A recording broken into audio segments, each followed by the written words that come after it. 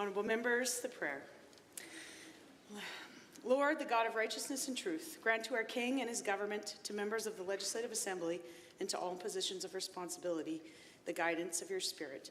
May they never lead the province wrongly through love of power, desire to please, or unworthy ideals, but laying aside all private interests and prejudices, keep in mind the responsibility to seek to improve the condition of all. Honourable members, we will now be led in the singing of God Save the King by Mr. Michael Peters. I invite you all to participate.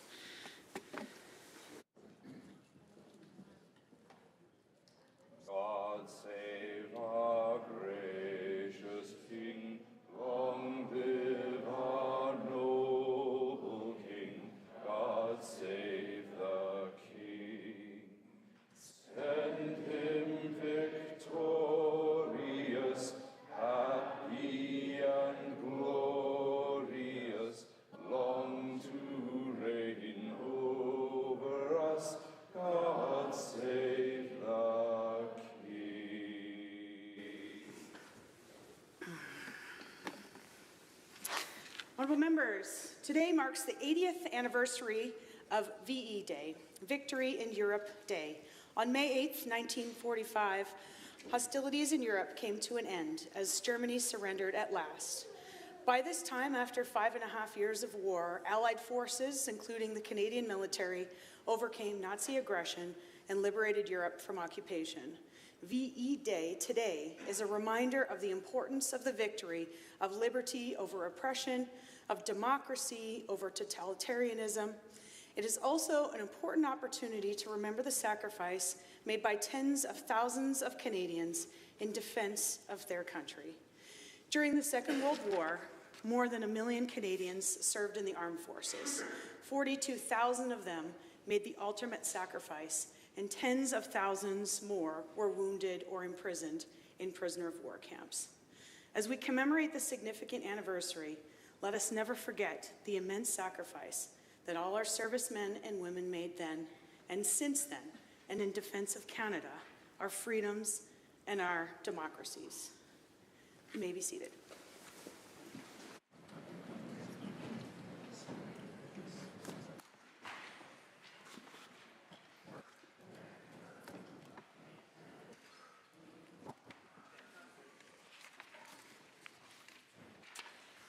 Introduction of visitors.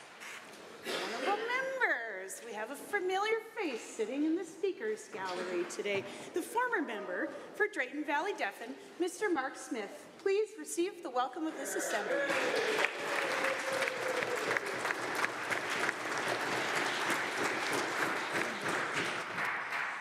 Introduction of guests.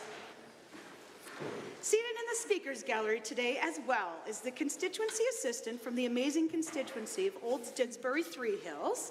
It took me great pleasure to welcome Alana Gibson. Please rise and receive the traditional warm welcome of this Assembly.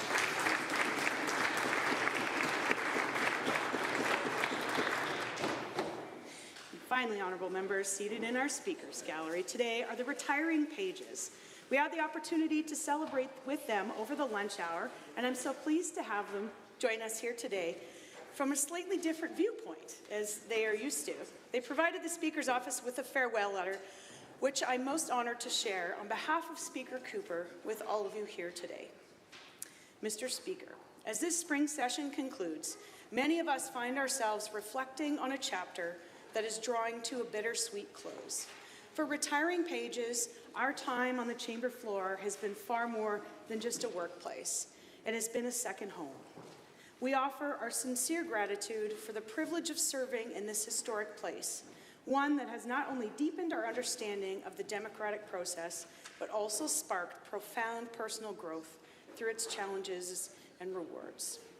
We would like to extend a heartfelt thank you to Monique Hamlin, Terry Langley, and the entire Sergeant-at-Arms office for their unwavering support and guidance. To the Bills and Journals clerks for their indispensable procedural expertise, and to the Legislative Assembly Security Services who protect and always stand by us, our forever partners in crime. Finally, we express our gratitude towards the members of the Legislative Assembly, the table officers, and to you, Mr. Speaker, for your leadership in establishing order and decorum that underpins our democratic process.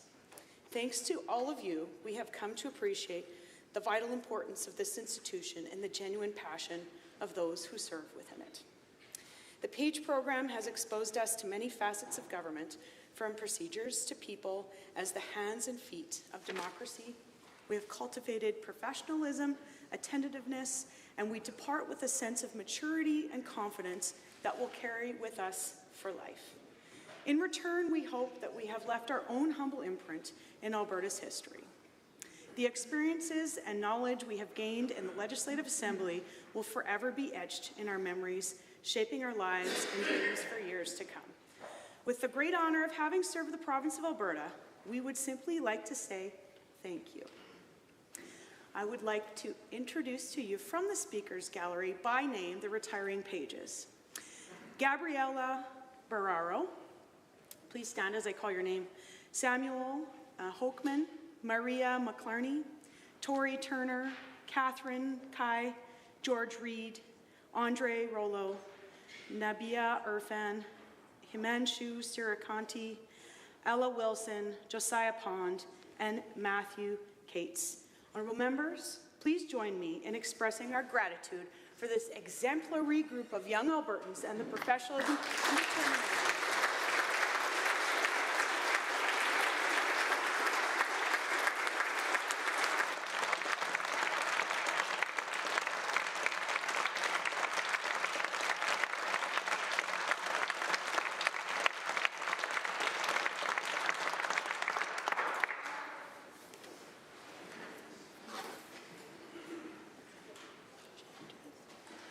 We have a school group to introduce. The Honourable Member for Lesser Slave Lake. Thank you, Madam Speaker. It's an honor to rise and introduce to you and through you some amazing future leaders from small town and high prairies and, in my riding, the St. Andrews School. I had an opportunity to visit them in January, and I look forward to seeing what they can do for society. Thank you very much. Please rise and receive the warm welcome of this assembly.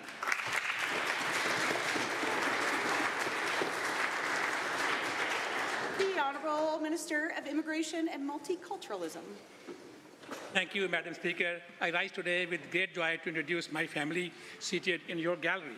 Joining us are my loving wife, Parveen, my two wonderful sons, Amar and Osman, and my precious granddaughter, Amal, who truly is the light of my life and my entire world.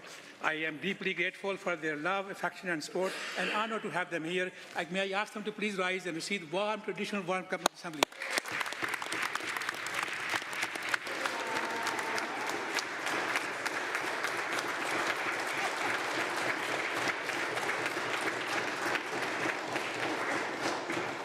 Welcome, the Honourable Member for Edmonton-Glenora.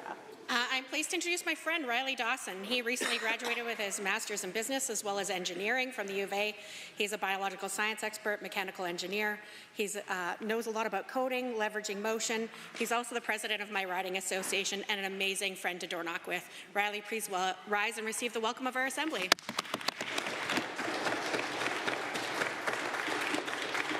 The Honourable Minister of Service Alberta and Red Tape Reduction. Thank you, Madam Speaker. It's my pleasure to introduce to you and through you to 6 of my constituents from the riding of Morinville, St. Albert. Joining us are Matt Wood, Kirsten Chalborn, along with their children, Amelia, Briar, and David, as well as a great friend of mine, Sheldon Koch. Welcome to the Legislature. Please rise and receive the traditional warm welcome of the House.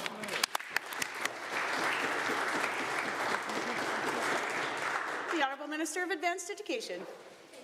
Speaker, I'm pleased to rise today and introduce to you and through you Ms. Sharmila Mathur, an incredible sitar performer and the founder of the Indian Music Academy. She is joined today with her husband Sanjay. I ask them to please rise and accept the warm traditional welcome of the House. The Honourable Member for Calgary-Currie. No longer required. Thank you. The Honourable Member for Lesser Slave Lake. Thank you, Madam Speaker. It's an honor to rise again to introduce to you and through you a couple amazing leaders from Treaty 8.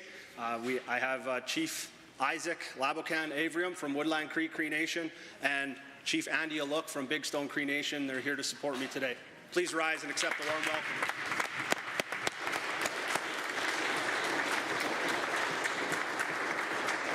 The Honourable Honourable Minister of Affordability and Utilities. Speaker, today I would like to introduce to you and through you and to all members of the Assembly Ruth Folk, the mother of one of the very best policy advisors in this building.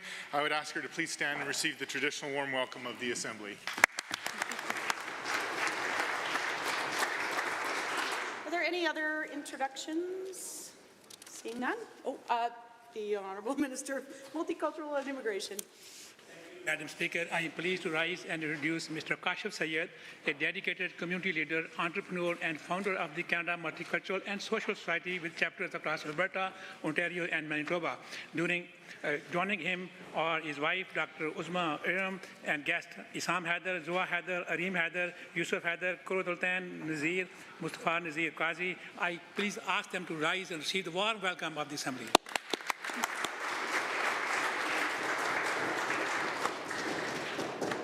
Are there any other introductions? Okay, seeing none.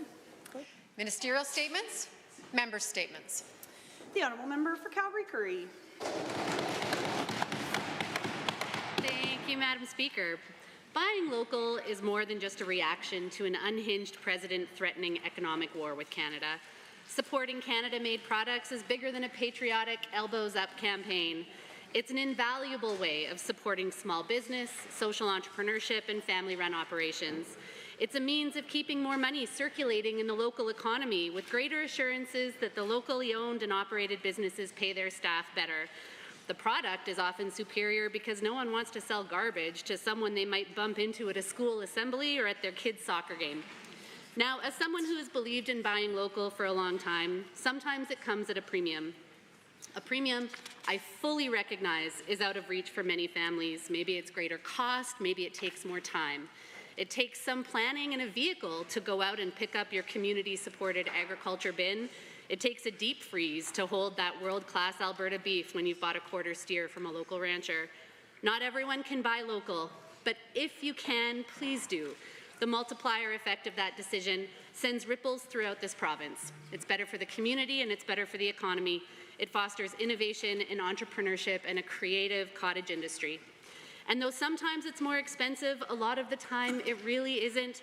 Make dinner with canola oil instead of olive oil tonight. Make cookies with High River Crossing oats. Visit madeinalberta.co for hundreds of local producers, and you'd be surprised what's made right here in your own backyard. The constant yo-yoing of tariffs on, tariffs off isn't going away anytime soon, no matter how much ball gown diplomacy the Premier pursues. Seize the opportunity to support Canada, buy local, and thank a farmer. We're stronger when we do it together. The Honourable Member for Lacombe-Panoka. Madam Speaker, on the Tuesday following Easter, the morning after heavy snowfall that had quickly turned to slush, creating dangerous driving conditions, Josh Reimer, a passenger in a vehicle, was on his way to work. He never made it. A terrible car accident took his life, leaving behind his two beautiful daughters, aged 1 and 3, and his beautiful wife, 7 months pregnant. Josh was a friend to everyone he met who was intentional in all his relationships. He would phone his friends out of the blue, loved to invite people over, and never wanted to leave anyone out. His motto was, the more the merrier. At a young age, he started playing sports and quickly excelled. From hockey, volleyball, badminton, and basketball to spikeball and disc golf, he did it all.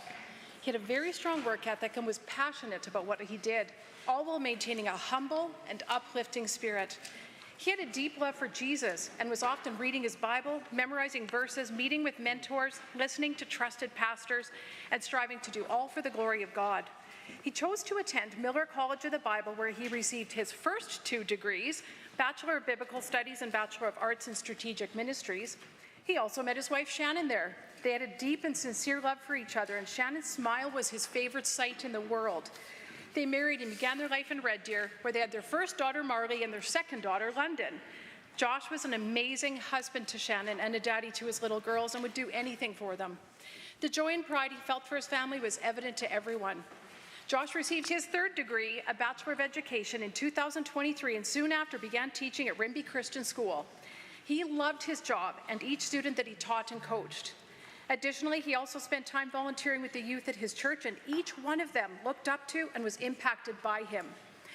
At only 29 years old, Josh was an extraordinary man who lived and loved well with integrity and intentionality.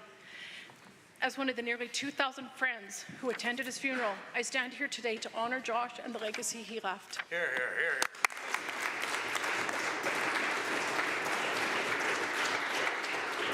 The honourable member for Calgary Edgemont. Thank you, Madam Speaker. Women's Health Week is an annual event in May that occurs the week leading up to Mother's Day, a time to celebrate the women in our lives. A critical blind spot in the government's vision is their failure to recognize that women's health and economic growth are inseparable. It's time they stop pretending to care about Alberta's prosperity while ignoring the health needs of half our population. Women's health is a cornerstone of society, well-being, and progress. Better health and well-being for women creates a ripple effect that extends to our families, communities, and our economy. There's underinvestment in women's health research. Closing the health gap will require increased investment to address undermet needs. Despite clear evidence that contraception access is both economically sound and enhances women's ability to participate in the workforce, the UCP remains silent on federal funding for universal prescription contraception. This should be a win-win for our economy and the women in Alberta. Limited research leads to potential underestimation of disease severity and health burdens, influencing both the care that women receive and the level of innovation and investment in women's health. Endometriosis and menopause have a substantial impact on women's ability to work, both causing pain and reducing the quality of life. Approximately 28% of women have either had to quit their jobs or considered quitting due to menopause symptoms. Endometriosis diagnosis delays are averaging nearly 7 years. Women are losing approximately 11 hours of work of productivity weekly, hours that translate directly into lost economic output. That's a catastrophic brain drain of experienced talent that Alberta cannot afford. Addressing the women's health gap could boost the global economy, with every dollar invested generating $3 in economic growth. This isn't just poor health policy, it's economic malpractice. The UC claims to understand economics, but they fail to grasp this fundamental equation between healthy women equals a Honourable member for Grand Prairie. Thank you, Mr. Speaker, and congratulations to our newly elected Pope, Pope Leo XIV. As a fellow Christian, to our Catholic friends and family around the world, more than 1.4 billion strong, this is a historic and joyous moment. The election of a new Pope marks not only a transition, but reaffirmation of leadership that has guided Catholics in their faith in Jesus Christ for centuries. In times of uncertainty, the entirety of the Christian Church continues to be a beacon of hope, moral clarity, and strong community. And the Pope, as a strong father to millions, represents a commitment to values that transcend borders and generations, rooted in the life and teachings of Jesus Christ. Whether Catholic, Protestant, Orthodox, or any denomination that follows Christ, we share a common foundation, a belief in grace, in redemption, and the call to live our lives with integrity, humility, and love in Jesus Christ. As a fellow Christian, I pray that Pope Leo XIV will lead with courage, with compassion, and with wisdom. May his voice not just be in the grand cathedrals, but speak for the poor, uplift the downtrodden, and give hope through knowing Jesus Christ. And to all our Christian leaders, pastors, priests, elders, and believers called to shepherd others, we look to you and thank you for accepting this calling. Thank you for leading with courage, in strength, and in boldness, speaking boldly with passion for Jesus. We rely on you to help build the moral and spiritual foundations our world so desperately needs. A foundation of character, truth, and unshakable faith in Jesus. Thank you for guiding your congregations as you build them up, helping people flourish in faith and in life. And in doing so, you make healthy families possible, building strong communities, and you become the cornerstones of a stronger, more hopeful Alberta. Our faith and moral compass is the foundation for sound policy that will continue to help each person across Alberta for the very best. May God bless His holiness, all those who follow Christ, and every leader who bears Jesus Christ's name. Thank you, Mr. Speaker. The honourable member for Calgary, Falconridge. Thank you, Madam Speaker. Let's talk about the drug crisis in this province. While Albertans are losing loved ones to overdoses every single day, this government would rather slash services, gut protections, and line their friends' pockets than deal with the real causes of addiction. The UCP has cut healthcare, social sports, and community services that are essential to prevention, recovery, and dignity. Nonprofits, doing life-saving work are being choked off. Housing costs are through the roof and school systems are collapsing. This isn't a coincidence. This is what happens when a government refuses to deal with the root causes of addiction: poverty, trauma, mental health, and houselessness. According to a Toronto Star investigation, the UCP's recovery model is failing. Overdose deaths remain stubbornly high, and experts say it ignores the best available data. Why? Because it's not about saving lives, it's about saving face. And then Bill 38, Madam Speaker, this government's cruelty knows no bounds. Bill 38 strips away protections for some of Alberta's most vulnerable, young people aging out of care. These are youth who have already endured so much, and now they will be left without oversight, without advocacy, and without a fighting chance. This isn't just mismanagement, it's a pattern. It's a government that prioritizes ideology and profit over people while communities are left to suffer. Just look at corrupt care. This UCP government doesn't care about Albertans. If it did, it would invest in real solutions: housing, mental health care, and prevention. Enough with the slogans. Albertans deserve a government that believes in evidence, in accountability, and most importantly, in people. Thank you, Madam Speaker.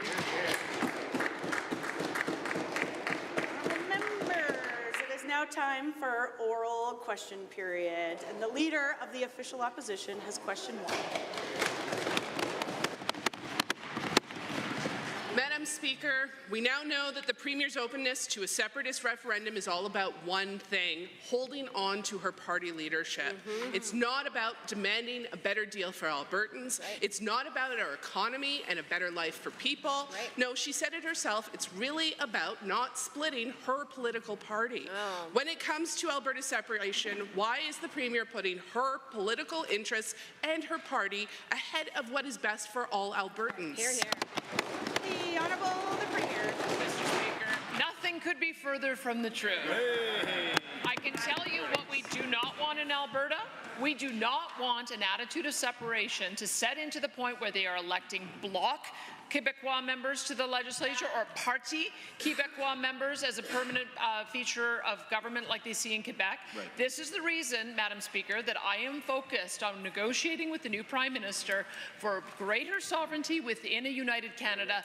That is what my mandate is, and that is what I will be focusing on. Those members opposite should not be urging on the creation of new parties that will permanently divide Albertans, and we certainly won't on this side.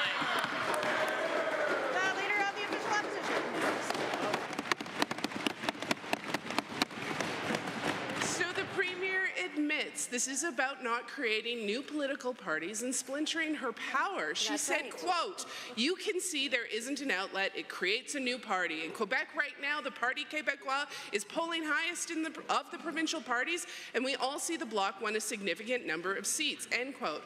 She is risking national unity for herself, her power, and her party. Mr. Speaker, why is the Premier dividing the country and our province just to avoid dividing her party? That's right. The Honourable the Premier. Sounds like the member opposite just said exactly what I said, is that we do not want a permanent feature of Alberta politics to be parties that send representatives to Ottawa whose sole purpose is to break up the country, or brand new political parties whose sole purpose is to take this province out of confederation. That is not the mandate of the United Conservative Party.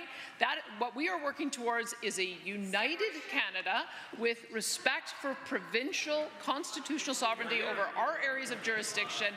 That is what we have been fighting for from the moment we got founded. That's been what we've been fighting for through the legislation we've been putting forward, and it's what we're going to keep on fighting for. The Leader of the Official Opposition. The separatists the Premier is talking about are factions of her own party. That's right. And the action she is failing to take is to tell this faction of her own party that they are wrong. That's right. She is coddling Alberta separatists, securing the endorsements of Quebec politicians who try to block our pipelines and failing to get good deals for Albertans. She's ripping up a century of treaty relationships with Indigenous people, all to hold on to her own divided party and political power. Will the Premier ever put Alberta first, ahead of the grievances of the separatists in her own flawed party? That's right. Point of order noted at 1:55. The Honourable the Premier. Come on, Madam Speaker. They never put Alberta first. All they do is they talk to their masters in Ottawa. First it was Jagmeet Singh, now it's Mark Carney, and they deign to tell Albertans what they should think and what they should feel. That's not who we are on this side of the House, Madam Speaker.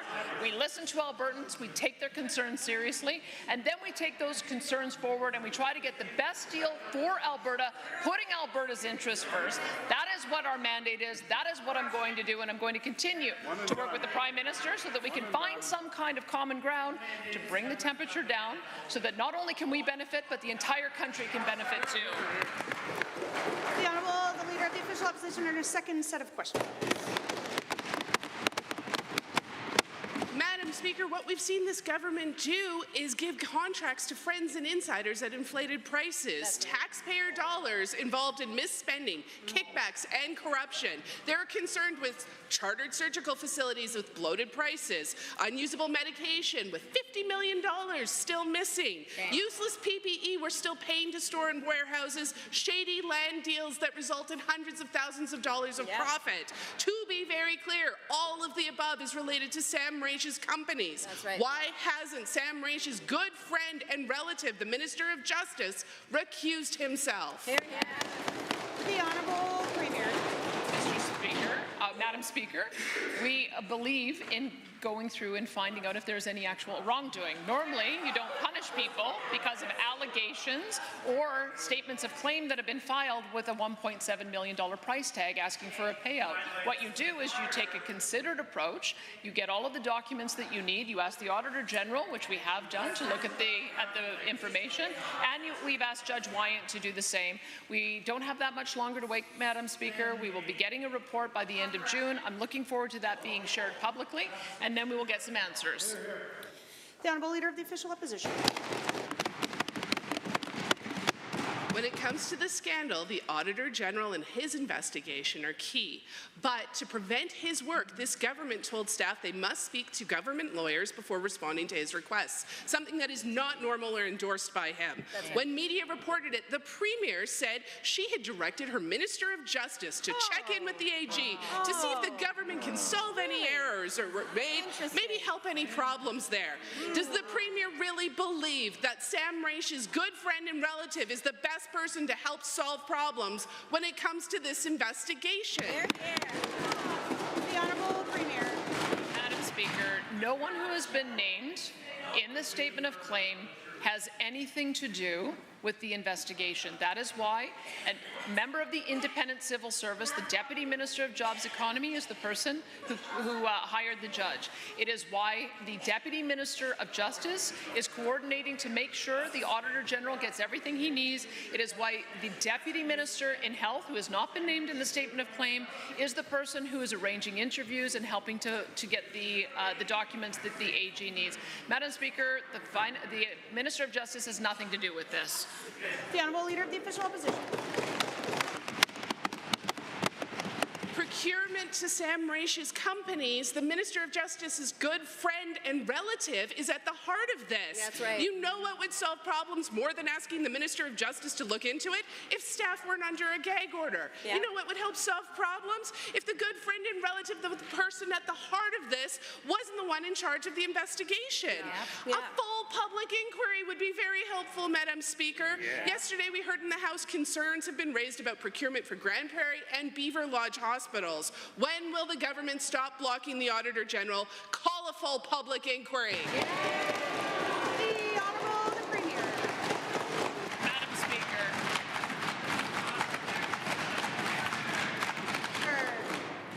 The Honourable Premier.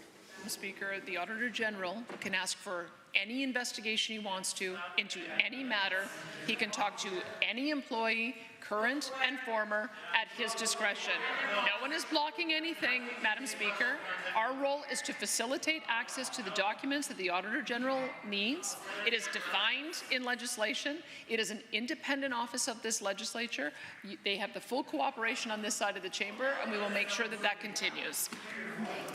The honourable member for Edmonton-Whitemud. Madam Speaker, on March 10th, the Minister of Justice, the government's lawyer, addressed questions in this House about the UCP's newly appointed non-public inquiry into the corrupt care scandal. On that date, the minister stated clearly that Judge Wyant will, quote, deliver an interim report by May 30th, 2025, so that all members of this Assembly can see what the recommendations and conclusions are, end quote. As the House may no longer be sitting when that interim report is completed on May 30th, can the Minister of Justice advise how, as he promised, all members of the Assembly will receive a copy of Judge Wyant's interim report? The Honourable Minister of Justice. Madam Chair, as I said, Madam Speaker, excuse me, as I've said a number of times, an interim report will be prepared by Justice Wyant by the end of May, and a public report at the end of June will be available on alberta.ca for all members of this Assembly to download, review. All Albertans can take a look at it. It'll be publicly available for everybody in the province. The honourable member for Edmonton-Whitemud.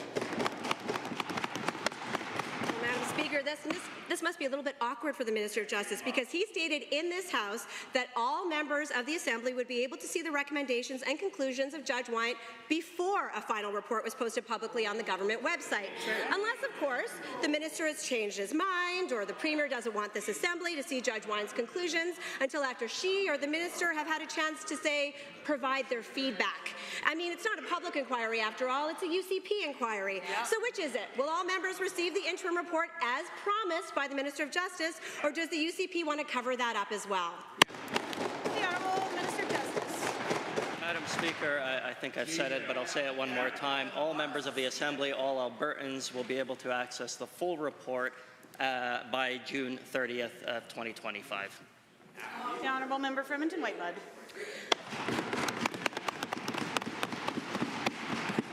Convenient, Madam Speaker. So the Minister of Justice has a strong potential conflict of interest when it comes to the corrupt care scandal, because it's centred around his good friend and relative, Sam Raich. So it would be highly inappropriate for the Minister of Justice to in any way be involved in the review of that interim report or the final report. If Judge Wyant concludes that Mr. Raich's conduct may have been in any way criminal or unethical, Albertans would expect that the Minister would have strong feelings about that, and that could probably influence his advice or direction. It's the very definition of a perceived conflict of interest. So can the Minister confirm today that he will recuse himself entirely from anything to do with the interim or final report in the UCP's inquiry? And if not, why would Albertans trust anything that is concluded in that report? The Honourable Government House Leader. Well, thank you, Madam Speaker, and wonderful to see you in the chair today. What I would love to say, I find it interesting that any lawyer worth their salt would know that in this province you are innocent until proven guilty, but the members opposite think it's completely the opposite. They think it's guilty until proven innocent. And for some reason, they're using this as an opportunity to disparage the character of the Minister of Justice, Madam Speaker. I have no idea. I think the members opposite have lost the plot on this. They don't know what they're actually looking for. We're all going to wait for the report, and when the report comes out, we're all going to review it. The honourable member for Edmonton-Glenora. The government said they wouldn't privatize healthcare. Then they expanded private surgical centres, seized ownership of Alberta Health Services buildings and land. And now, with Bill 55, the Health Statutes Amendment Act, they're pushing a bill that turns publicly funded and publicly delivered hospitals over to private interests and private hospital operators. Albertans don't want American-style care. Nobody should ever have to pay out of pocket. We've listened to Albertans. That's what they've said. Why won't the government? Yes. The Honourable Minister of Health. Thank you, Mr. Speaker. I find it absolutely shocking that the member opposite was the Minister of Health for 4 years and doesn't know the legislation that she was overseeing, because it is not the Hospitals Act, which is being amended under Bill 55, but the Health Facilities Act that governs the hospitals. And in fact, it says very clearly in the Health Facilities Act that we're not changing. No person shall operate a private hospital in Alberta, period. Take this. Honourable member for Edmonton-Glenora.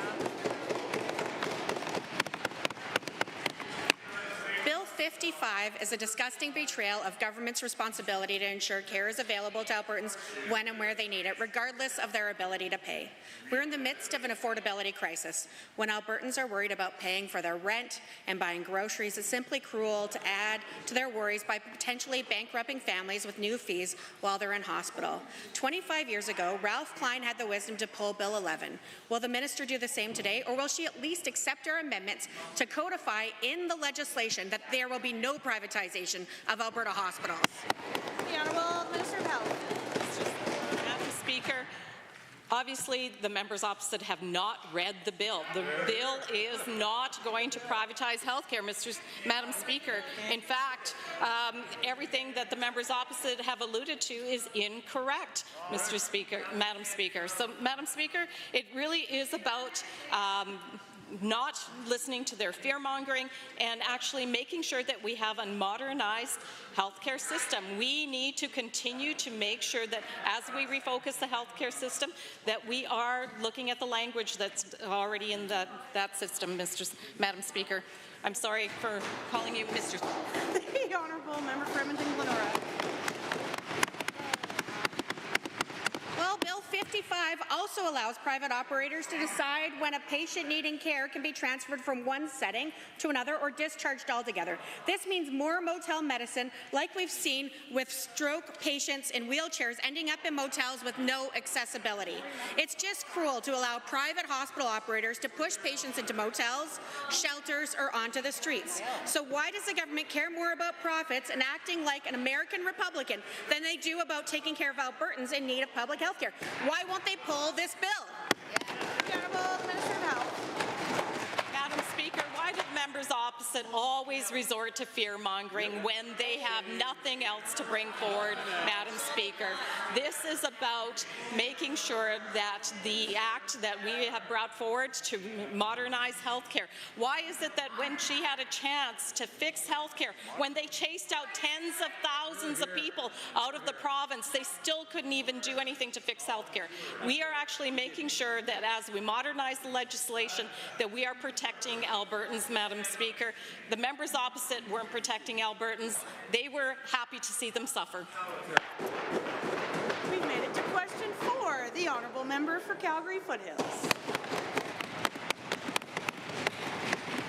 Madam Speaker, the government continues to play footsie with separatists, and Albertans are worried. They're already worried about the cost of groceries. They're already worried about just making it to the end of the month. The government's threat of separation is making it worse. Families know this will only cost the province more and risk their paychecks being less. As the Premier dances with separatists, can the Finance Minister tell us today what would the economic impact of separation be? Here, here. The Honourable Minister of Finance. Mr. Speaker, you can't model rhetoric. I know the economists would say that. I know I mentioned that in our estimates. But I would say this. The entire country is under great economic strain. I believe in what the Premier and our team has been saying, and many, is that Alberta is stronger as part of a united Canada. And I think the things that will make Alberta stronger will also make Canada stronger. I think we have great allies around the table to ensure that we can attract investment, continue to grow, find new markets and egress, and make life better for everyone. The Honourable Member for Calgary Foothills. Well, given that even the mention of separatism can cause negative impact, That's right. Given that the former Finance Minister confirmed that a provincial tax collection agency could cost $500 million a year, given that an independent Alberta police force would be $1.4 billion over 6 years, given that an independent Alberta would also require its own border patrols, passports, diplomatic offices, separation would cost billions. Given that we are expecting Albertans to trust this government to navigate us through that process when they can't even manage health care, what are the real costs of separation? That's right. The Honourable Minister of Finance. Mr. Speaker, I believe the number I told you on tax collection agency was $1.1 billion, higher than that. I think what's important to see here is I've had that conversation with Quebec, and they've said You know, if we were allowed to collect and remit on behalf of the federal government, we would encourage you to do it.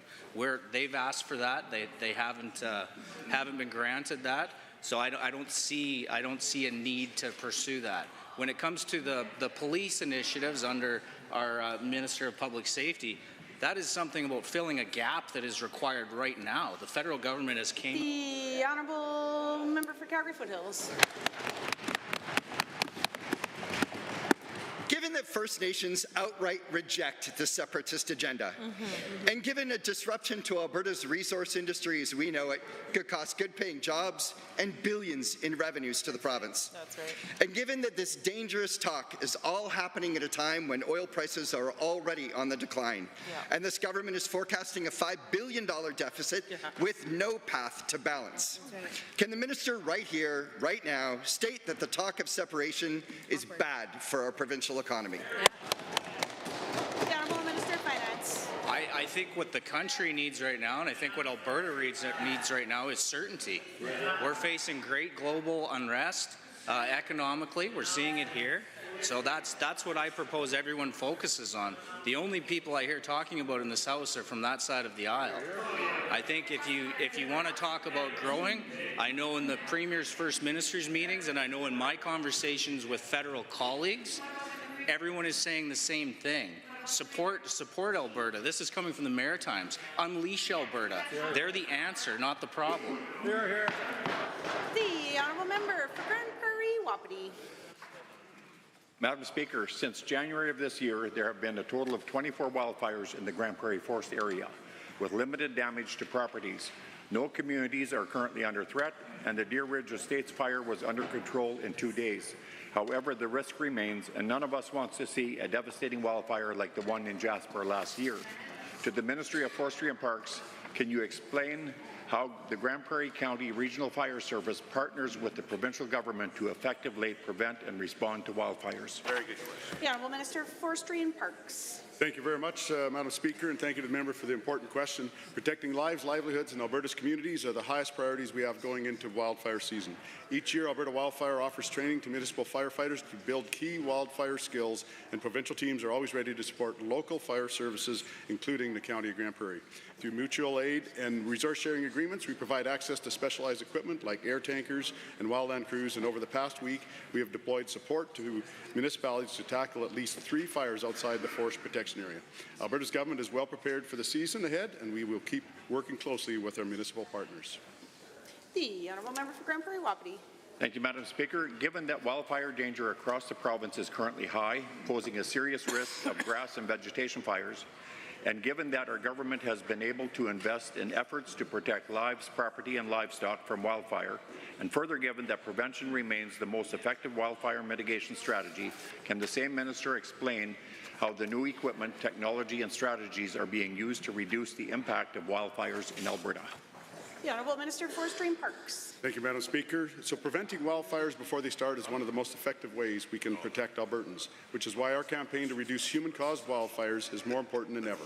We also continue to invest in new equipment, technology, and strategies like night vision helicopters, enhanced detection systems, drones with thermal imaging, and updated fire modeling tools. These advancements help us detect and respond to wildfires faster and more effectively, playing a key part in helping to keep people, property, and infrastructure safe. These tools are helping us stay on top of wildfire risk, and we will continue to use every available resource to protect Albertans this season. The Honourable Member for Grand Prairie Wapiti. Thank you, Madam Speaker, and to the Minister for that answer. Given that Alberta government is investing $160 million in base funding for wildfire, personnel, equipment, training, and contracts for aircraft, dozers, and night vision equipped helicopters through Budget 2025, and further given that the NDP continues to spread disinformation by claiming we are cutting the wildfire budget, can the same minister please update the Assembly on how much our government is spending to fight wildfires? The Honourable Minister of Forestry and Parks. Thanks again for that question. Alberta's government is fully committed to ensuring our wildfire response is as effective as possible, with a historic $160 million in investment in Budget 2025 and a historic increase in contingency funding. So let's be clear, there is absolutely no cut to wildfire funding under this government, unlike under the previous NDP government who cut tanker contracts by $5.1 million and reduced the wildfire management budget by $9.6 million, bringing it down to just $100 million. While the NDP continues to spread misinformation, our government is making record investments to help protect Albertans' homes and communities. The honourable member for Edmonton West Henday. Madam Speaker, yesterday the minister claimed to be working with chiefs on Bill 54 and this government's new Alberta independence agenda. But from what treaty chiefs have shared publicly, there's no working relationship with this government. All they are doing is disrespecting treaty to cater to extremists. So to the minister, can you clarify what exactly you're working on with First Nations leaders? Because all we've seen is the government doubling down on separatism while ignoring the clear and constitutionally protected rights raised by treaty chiefs. The Honourable Minister of Indigenous Relations. For the question, Madam Speaker. Probably in the last 2 days, I've probably had 6 chiefs here from across the province talking about various issues. We just met on yesterday, Chief Conroy Siwi-Pegaham talking about justice and how we can help them with the police force up there. Many things going on, Madam Speaker. Madam Speaker, we honour the treaties in Alberta. We work closely with our First Nation people. We've done so much, more than the rest of Canada combined, Madam Speaker, when it comes to reconciliation efforts. Everything from we just opened up a new skating arena for Whitefish. The honourable member for Edmonton West Henday. Given that the minister yesterday said he would rather run away and hide than face the backlash over Bill 54 and separatist rhetoric, and given that the premier refuses to disavow either and has doubled down on the legislation and rhetoric, will the minister stand in this House and finally denounce the government's separatist agenda, or will he continue to run his policy of running and hiding because even Custer stood his ground? The Government House Leader. Mr. Speaker, again, we see the childish personal attacks from the members opposite. I'll tell you what, Madam Speaker, the Minister of Indigenous Relations is not running and hiding from anything. He has stood in this chamber. The Honourable Government House Leader. The Minister of Indigenous Relations stood in this chamber for the last 6 years and defended this government and defended this province and built relationships that are unprecedented with First Nations in Alberta, Mr. Speaker, Madam Speaker. And I'll tell you what, I defend him all day, every day, just like this caucus does.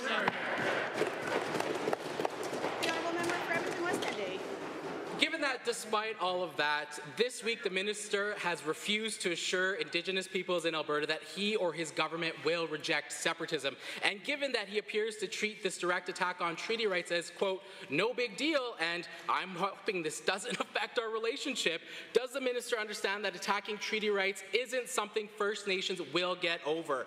Those rights are foundational to the existence of this province and country.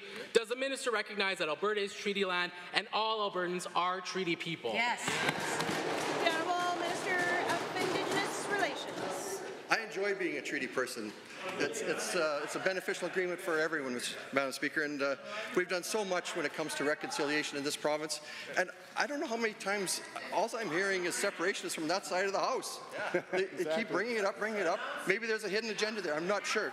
But all I'm hearing on our side is we're consistently advocating for a strong and prosperous Alberta within a united Canada. Madam Speaker. The Honourable Member for Edmonton Gold Bar.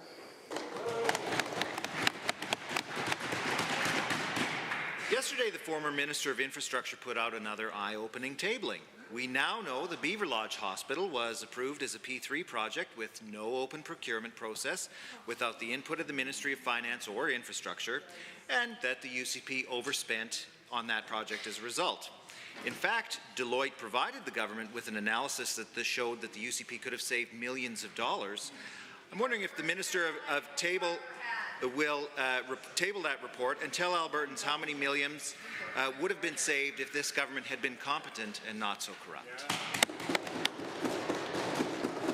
The Honourable Minister of Infrastructure. Madam Speaker, thank you for the question. Our government will always look for the best value for taxpayers, and P3s are no exception. P3s are looked at as a viable option for projects where they provide value for taxpayers. Full stop. If that does not provide value for taxpayers, then we go with other project builds like design build or project management. I do hope that eventually the opposition does get on board with saving taxpayer dollars. The Honourable Member from Dingle-Bar. Given that tabling the document would be a good first step at showing that Albertans are getting value for dollars, and given that the Premier called the former Minister of Infrastructure an obstructionist for doing his job by trying to stop wasting millions on non-competitive contracts, and given that we are talking about a government that's up to their eyeballs in corruption, can the Premier explain what the former minister was obstructing her from doing? Was it giving hundreds of millions of dollars over to her friends and her cabinet ministers' friends and cousins? The Honourable the Minister of Health. I know that in the community of Beaver Lodge that they were requiring a facility. It was looked at. It was put through the proper processes. The former Minister of Infrastructure was in fact charged with making sure that those contracts were put together, and my understanding is that everything was done according to proper protocols and procedures. The Honourable Member from Dingle-Bar. Well, given that apparently the Health Minister has just admitted that corruption is the proper protocol and procedure, and given that it wasn't just Beaver Lodge Hospital where UCP fumbled the ball, the Grand Prairie Hospital cost nearly $400 million more than budget. They've given $500 million to Sam Raish for private surgical facilities. We've got warehouses full of unsafe PPE and unusable Turkish Tylenol, and now they're trying to privatize Albertans' hospitals. Will the new Minister of Infrastructure stop hiding from Albertans and join us and his former colleague in calling for a full public inquiry into the government's corruption scandal? Members, there's 2 points of order called at about 2:20. My apologies for missing those. The Honourable Minister of Infrastructure. Thank you, Madam Speaker. Actually, this member, I love this kind of question because I've seen this from every setting this minister or this member finds himself in, including in public accounts a few weeks ago, where he deliberately became antagonistic and disrespectful to the public service. It is completely and utterly abhorrent, the behavior that they have towards the public service. It's one thing if they want to play political games with us, Madam Speaker, but my team works diligently to make sure that projects are timely and cost-effectively delivered. Honourable members, point of order was noted 2:22. The Honourable Member for Lesser Slave Lake has the next set of questions.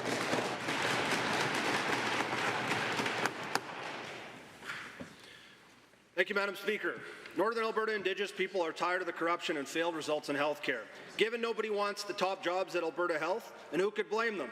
Not only are you hired to be fired, but the Premier also insists on vilifying people for simply doing their job, or asking questions on financial oversight, bloated contracts, and obvious conflicts of interest, or obvious to anyone but her. To the Premier, are you surprised it's difficult to recruit healthcare leaders to join a corrupt castle, and when can Northern Albertans expect healthcare results instead of town halls and name changes? Point of order is noted. The Honourable Minister of Health. Mr. Speaker, Madam Speaker. In fact, we are finding more and more health professionals coming to Alberta. We've increased the number of doctors from roughly about 10,600 when I first started to well over 12,200. In fact, Madam Speaker, we have actually hired CMOHs for Acute Care Alberta as well as Primary Care Alberta. Medical officers of health, Madam Speaker, are in fact working in our province. We have a great public health and system that's working, and we're going to continue to recruit into those places. The honourable member for Leicester-Slave Lake. Thank you, Madam Speaker. Given Bill 54 and this whole referendum is more likely a desperate distraction from the scandals, bougie spending and ballooning deficits, and further given, it's been reported that several family members of Sam Araish worked inside the UCP government, making it a family business, with the Globe and Mail reporting last week that the Minister of Justice is a lifelong friend and relative to Sam Araish. To the Premier, why not solve your executive recruitment problem at AHS by hiring Sam Araish for the top job instead of pretending you don't already give him most or all of the government contracts?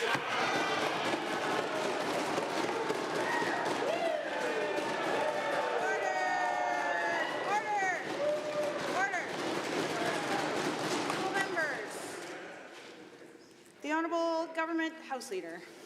Thank you, Mr. Speaker. And I didn't hear a single question in there or anything related to government business, but I am happy to answer and stand up in defense of the Minister of Justice and recognize that the Minister of Justice is not obligated to table his family tree. As they say, you can pick your friends, but you can't pick your relatives, Madam Speaker.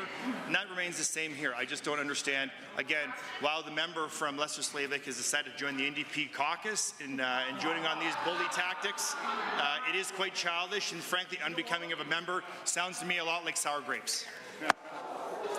The honourable member for Leicester-Slave Lake.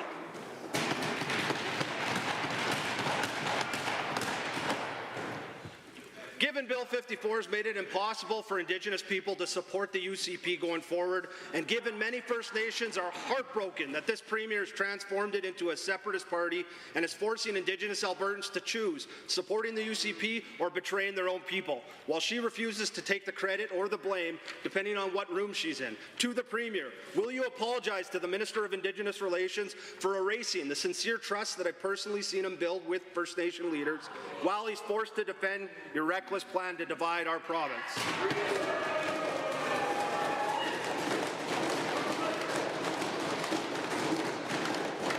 find it very difficult, honourable member, to tie in your first and second supplemental with your first question. But here we are in the second supplemental, and I do see the minister rising to speak, and he will have the opportunity to do so. The honourable member for Indigenous Relations. Well, thank you, Madam Speaker, and thank you for the question, because this gives me an opportunity to actually defend our Premier. Anytime I've come to Cabinet or anywhere, who's the first person standing up and saying, let's support the minister? Everyone else's budget's getting cut. She says, no, let's leave the minister's budget alone. So I really have to thank the Premier for her hard work and supporting me in the projects that move forward. And I consistently hear her. What we want is we're advocating for a strong and prosperous Alberta within a united Canada. I don't know how else we can make that any clearer. And she says we're going to hold and honor the treaties of First Nations, Métis, and Inuit people. Therefore, any citizen-initiated referendum question must not violate the constitutional rights of our First Nation, Métis, and Inuit peoples, Madam Speaker. Hear, hear. Done your questions. The honourable member for Edmonton, Beverly, Clairview.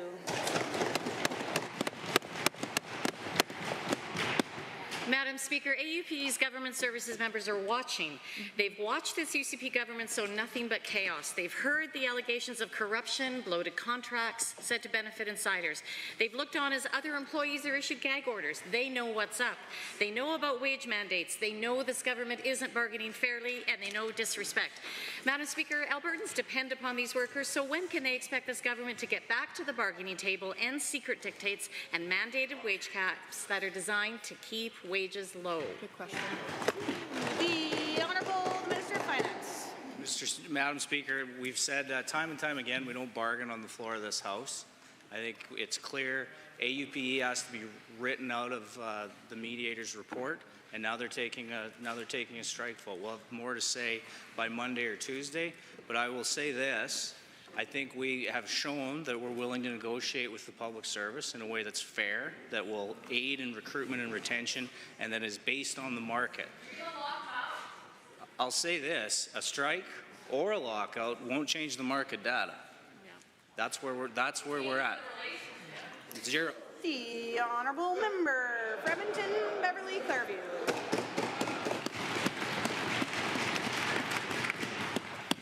Given these workers number in the thousands, they are administrative support workers, court reporters, librarians, cooks, caretakers, social workers, food inspectors, child and youth care workers, sheriffs, carpenters, electricians, conservation officers, LPNs, and wildland firefighters, amongst others. And given that too many, too often work short-staffed, sometimes in dangerous conditions, and given their employer, this government, recently sent out an email to these workers that was clearly intended to undermine bargaining. Why is this government spending its time sending misinformation-laced emails that are designed to pit worker against worker instead of playing fair? The Honourable Minister of Finance. That certainly hasn't been what the government has done, and I think we've shown that in our short track record through bargaining, that we are prepared to come to fair deals. First negotiated deal with registered nurses in decades. So I think, if anything, what we see is ratcheting up of expectations, and I think it's a conversation that's between the unions and their members, and I want to let them have it, and we'll see what they come back to us with. But we've never left the table, they have. The Honourable Member for Edmonton Beverly Clareview.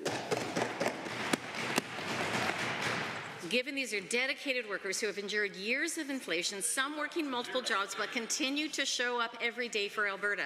Given these workers deserve better, deserve respect, fair wages, and are taking a strike vote this week. Given this government recently filed an ALRB application to lock them out, why won't this government simply do what's right? Return to the table, bargain in good faith. Is it because the UCP isn't interested in showing respect to the folks who keep this province running, or is it just plain incompetence? Good question.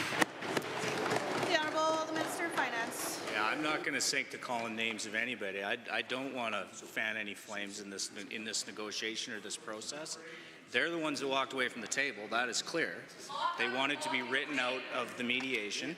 Zeros again. And the lockout is a tool. They've asked for permission to strike. We go through our process to make sure the lockout's a tool that is in the back pocket.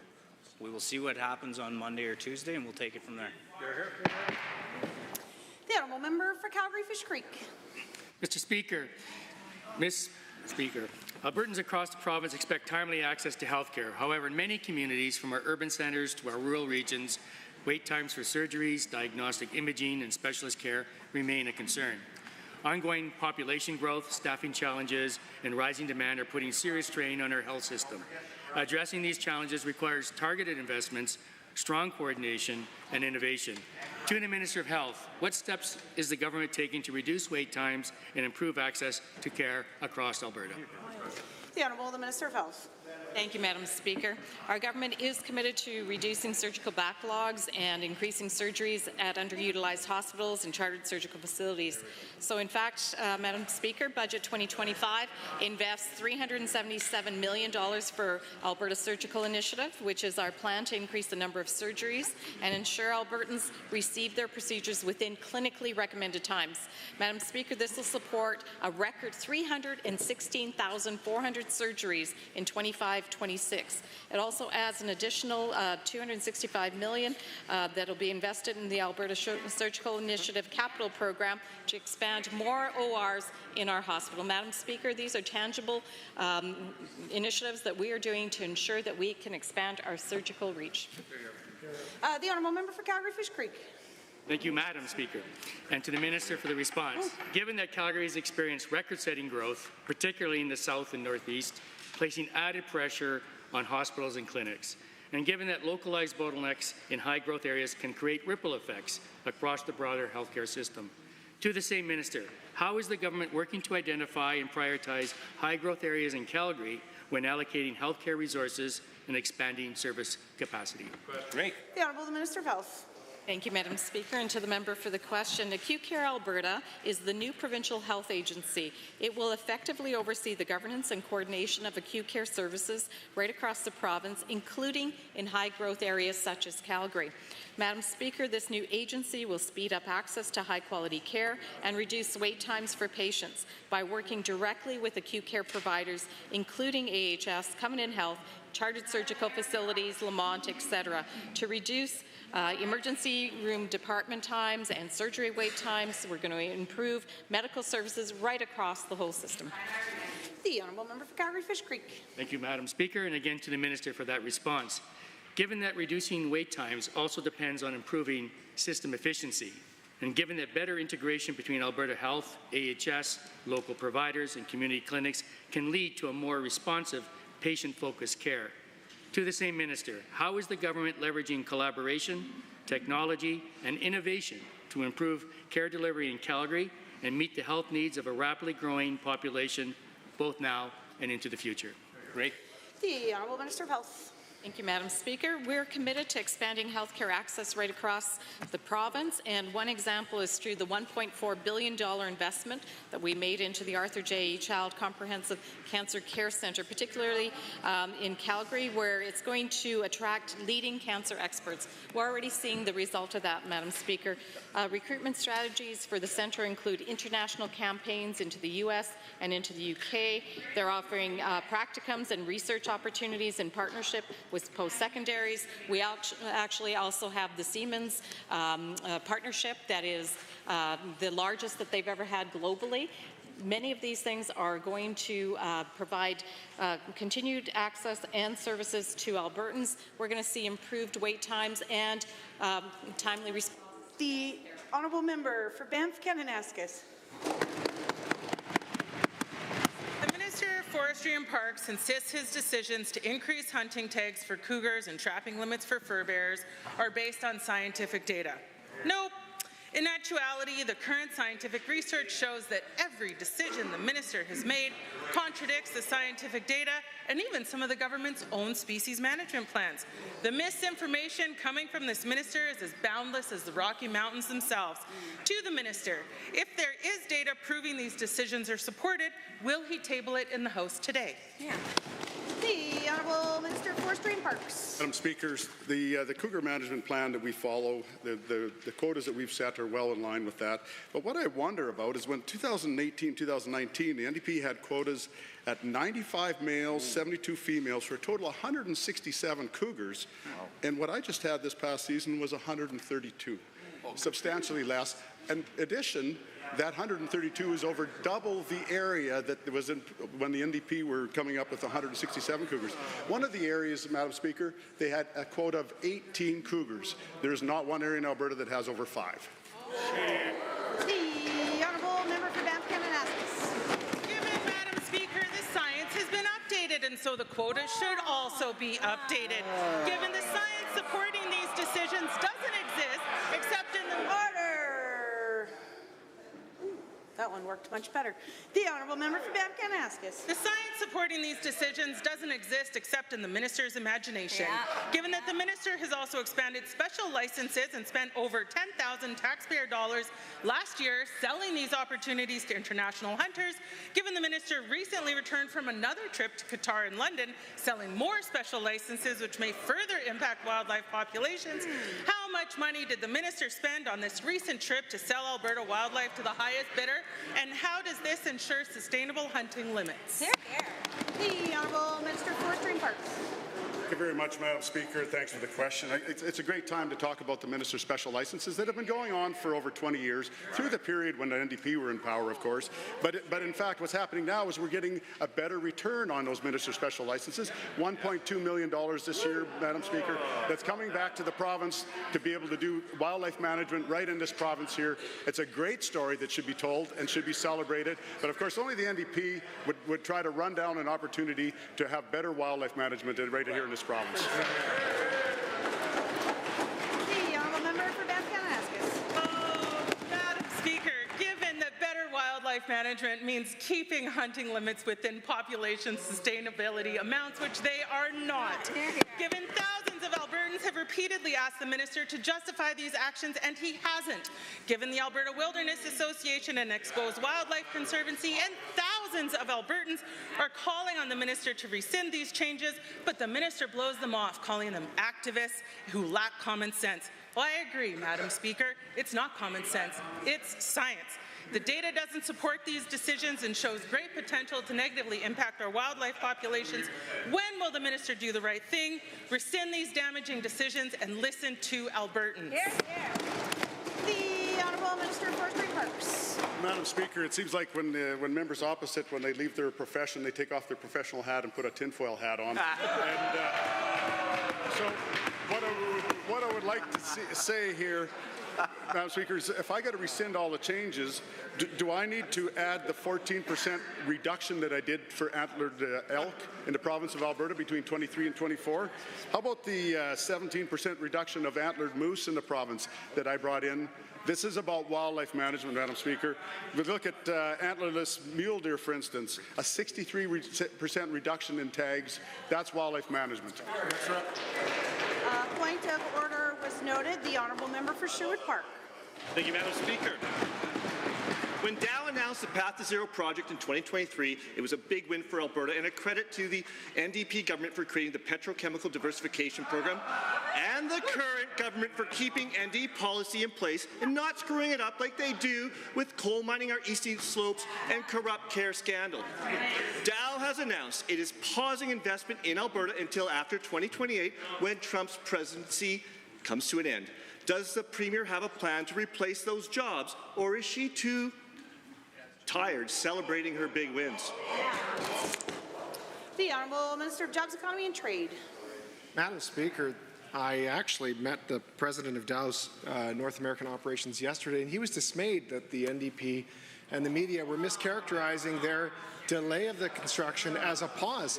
He pointed out the same thing I pointed out last week in question period, Madam Speaker. They're spending $2.5 billion, employing 1,000 Albertans this year, and the project remains on track to be completed. Not only that, all of Dow's partners continue to build their portions of the facility. So, Madam Speaker, through you to the chair, it's not just a request from me now. Industry would also like it to be more accurate. The honourable member for Sherwood Park.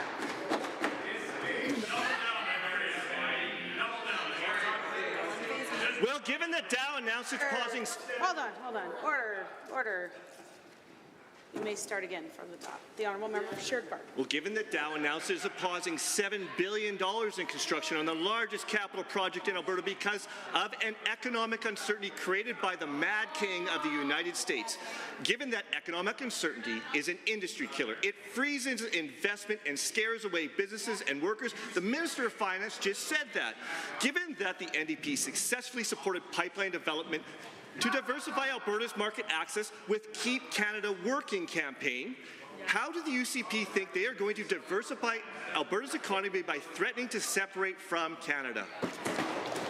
The Honourable Minister of Jobs, Economy and Trade.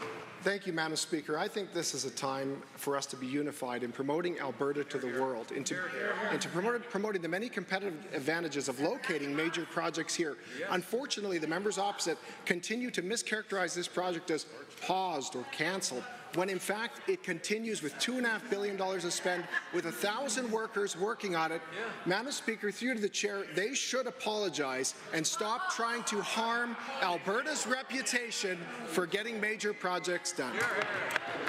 The honourable member for Sherwood Park. Given Alberta voters understand the peril of pursuing a referendum on secession as a bargaining chip, the uncertainty discourages investment in Alberta, limits diversification of our economy, and polarizes the rest of Canada against us, i.e. the costs outweigh the benefits. Given that there is no reality in which the other provinces the UCP want to separate from will grant Alberta a pathway to diversify the markets for our products. Notice the difference. NDP, Keep Canada Working. UCP, screw Canada. How is the uncertainty they are creating with the threats of separation going to help Alberta in any way?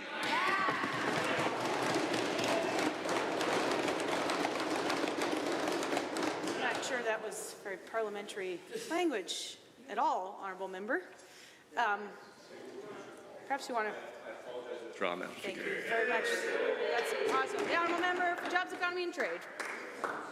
Madam Speaker, I don't know what to do with that except to say that on this side of the House, we are making the case that Canada is stronger with a strong Alberta.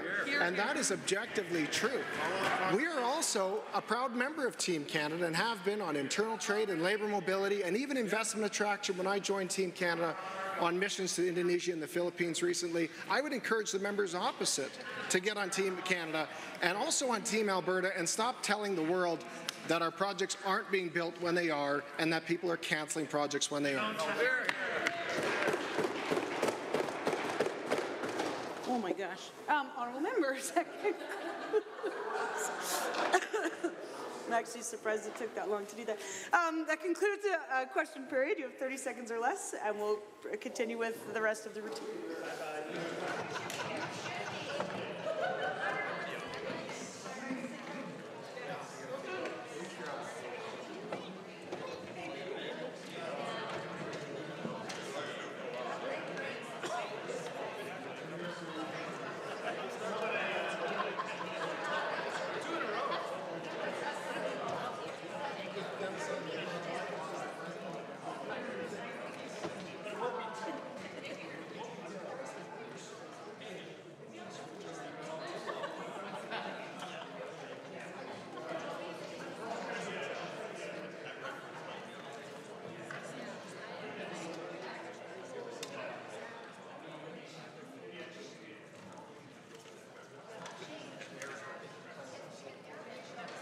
Okay. Edmonton Northwest, sit down.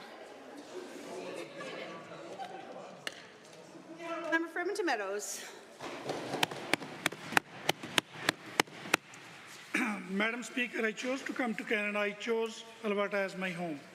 I made that choice because I believe the promise of this country, a nation rooted in democracy, human rights and the rule of law. I'm proud to be Albertan and I'm proud to be Canadian. That's why I reject the dangerous divisive idea that Albertans should separate from Canada. Madam Speaker, that is not leadership, that is desperation. At a time when Albertans are struggling to keep up with the soaring cost of living, when our healthcare system is under pressure and the government is engulfed with the corrupt care scandal, this Premier is laying the groundwork for separatism, empowering fringe elements within her party while claiming to oppose their agenda.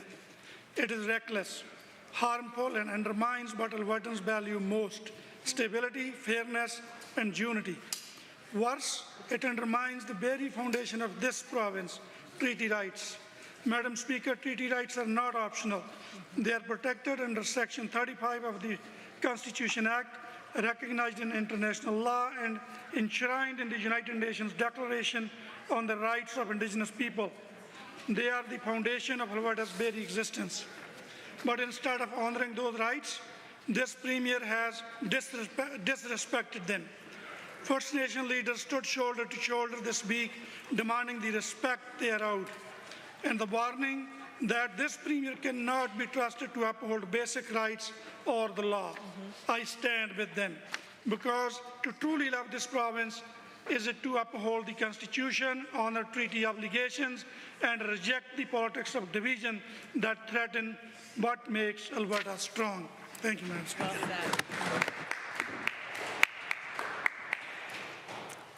Presenting reports by standing and special committees. Presenting petitions. Notices of motions. Introduction of bills. Tabling returns and reports. The Honourable Member for Calgary Foothills. Yeah, Madam Chair, I have the five copies of an email from a constituent with deep knowledge of the auto insurance industry. He's written a lengthy email talking about how no-fault insurance is based on inflexible tests and leaves people short of the compensation needed to make them whole. The Honourable Member for Calgary Varsity. Thank you, Madam Speaker. I have 3 papers which I am tabling today about wildfire smoke that I believe will be helpful to all members in supporting their constituents. One is about 5 things that people can do from the Canadian Medical Association Journal from 2024, and 2 recent research papers about the health impacts of smoke and new approaches that can be used to help people. Thank you. The Honourable Member for Edmonton City Centre. Madam Speaker, I have 2 tablings today. The first is 5 copies of an ad taken out in the Edmonton Journal this week by the National Police Federation, in which they debunk some wild claims that were made by the Minister of Public Safety against the RCMP. I also have 5 copies of a document from the Rural Municipalities of Alberta entitled Bill 49, Public Safety and Emergency Services Statutes Amendment Act, a member resource in which they outline several concerns with the Bill 49, including the lack of consultation, a distinct lack of clarity due to the amount that's put in regulation, and their deep concern that this is something that will not be effective or solve any existing challenges. The Honourable Member for Leicester-Save Lake. Thank you, Madam Speaker. I'm tabling an article from May 1st, 2025 outlining potential conflicts of interest with a senior cabinet minister in ongoing investigations and current government contracts entitled Alberta Justice Minister has personal relationships with a man whose businesses are tied to AHS investigations, written by Carrie Tate from the Globe and Mail. And I have 5 copies. Thank you. The Honourable Member for Calgary-Curry. Table a letter from May 7th from the President of the Alberta Medical Association, Dr. Shelley Duggan, in regards to some very significant questions they have of Bill 53, Compassionate Intervention Act. The letter ends with stating that the very best intervention would be to invest in robust voluntary treatment and appropriate social supports. The Honourable Member for Edmonton-Beverly-Clareview. Thank you, Madam Speaker. I've got 3 tablings today. The first is an article from December 4th, 2022, related to our debate last night having to do with Medicare in Australia and extra billing and how it didn't work. The second tabling I have is a collection of stories that was collected by BuzzFeed, all about the American insurance system and what it's meant for folks. And finally, the third tabling I have is a report on the 40th anniversary of Friends of Medicare and the fight to save health care and keep it public. The Honourable Member for Edmonton-McClung. Thank you, Madam Speaker. I rise to table the requisite 5 copies of 2 letters from constituents written both to the Office of the Premier as well as my office. The first one from Tyler says, I'm writing once again to express my disgust at the Premier's public address endorsing separation. Second one from Cassandra, who also writes to express her strong opposition to any discussion of Alberta separating from Canada, including the idea of holding a referendum. Are there any other tablings? Seeing none. Tablings to the Clerk. I wish to advise the Assembly that the following documents were deposited with the Office of the Clerk on behalf of Honourable Mrs. Sani, Minister of Advanced Education. Pursuant to the Veterinary Profession Act, Alberta Veterinary Medical Association 2023 Annual Report. Alberta Veterinary Medical Association 2023-24 Annual Report. Pursuant to the Engineering and Geoscience Professions Act, Association of Science and Engineering Technology Professionals of Alberta 2023 Annual Report. Pursuant to the Chartered Professional Accountants Act, Chartered Professional Accountants of Alberta 2022-23 Annual Report. Pursuant to the Architects Act, Alberta Association of Architects 2023 Annual Report. Deferred divisions.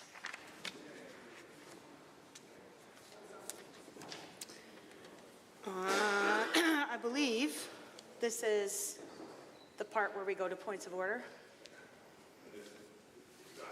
Honourable members, given I was misgendered at least 7 times today, this is a great opportunity, and I thought there would be some sort of grace period for Deputy Speaker in her first day as Speaker, acting Speaker, in that capacity, and yet we're like record-setting at least 5 points of order. So this is a great opportunity for either House Leader to withdraw all of their points of order, and we just move on with, no, that's funnier than it is reality. So we'll go to points of order number 1, the Honourable Government House Leader. Thank you, Madam Speaker. And shooters have to shoot, and in this case, I will grant your request and I'll withdraw this point of order. It worked. All right, number 2. The Honourable Official Leader of the Opposition. Madam Speaker, I am so sorry to disappoint. I'm not going to withdraw this point of order. At 2:20, I rose because the MLA for Camrose, when the MLA for Edmonton Gold Bar was asking a question, was clearly heard to yell, you're the worst MLA Gold Bar has ever had. And the reason I'm not withdrawing this, Madam Speaker, is because just yesterday, that same member from Camrose yelled to another member in this Assembly, you were a terrible minister. And Madam Speaker, yesterday, the Speaker chose not to find a point of order with this. Now, Both of these comments are incredibly personal. They are insults. Yesterday, the Speaker highlighted that on some occasions, certain members will use the language worst minister in Alberta's history, and I agree with the ruling that happened yesterday. But now, the very next day, after the Speaker strongly urged against it, and found not a point of order, it seems the member for Camrose believes that's permission to start yelling insults at members of the official opposition when they rise in this place. I would ask that you find it a point of order. When a member stands up to ask a question, hearing "you are the worst MLA riding name has ever had," that's not helping the decorum of this place. It's not funny. It's not helpful. That is why I did not withdraw. Thank you very much, Madam Speaker. I feel bad now. We're talking about the reasons why you shouldn't withdraw for my sake, and I apologize for that. The Honourable Government House Leader. Thank you, Madam Speaker. While we could debate back and forth of who was and wasn't the best or worst minister and the best and worst MLA of the area, this language certainly was unbecoming of a member of the chamber, and I'll turn it over to the member to apologize and withdraw. I withdraw and apologize. Wonderful, thank you. We have point of order number 3, the Honourable Government House Leader. 221. 221. Yes, Madam Speaker. I rise on 23 HI and J, particularly attributing false motives. At the time noted, the member from Edmonton Gold Bar, who seems to be the subject of lots of conversation today, said, with my unofficial records, well, given that apparently the health minister just admitted that corruption is the proper protocol and procedure. Mr. Speaker, Madam Speaker, jeepers, come on, stop a bit of that. That would be certainly attributing false, unavowed motives. The Honourable Minister of Health said nothing of the sort.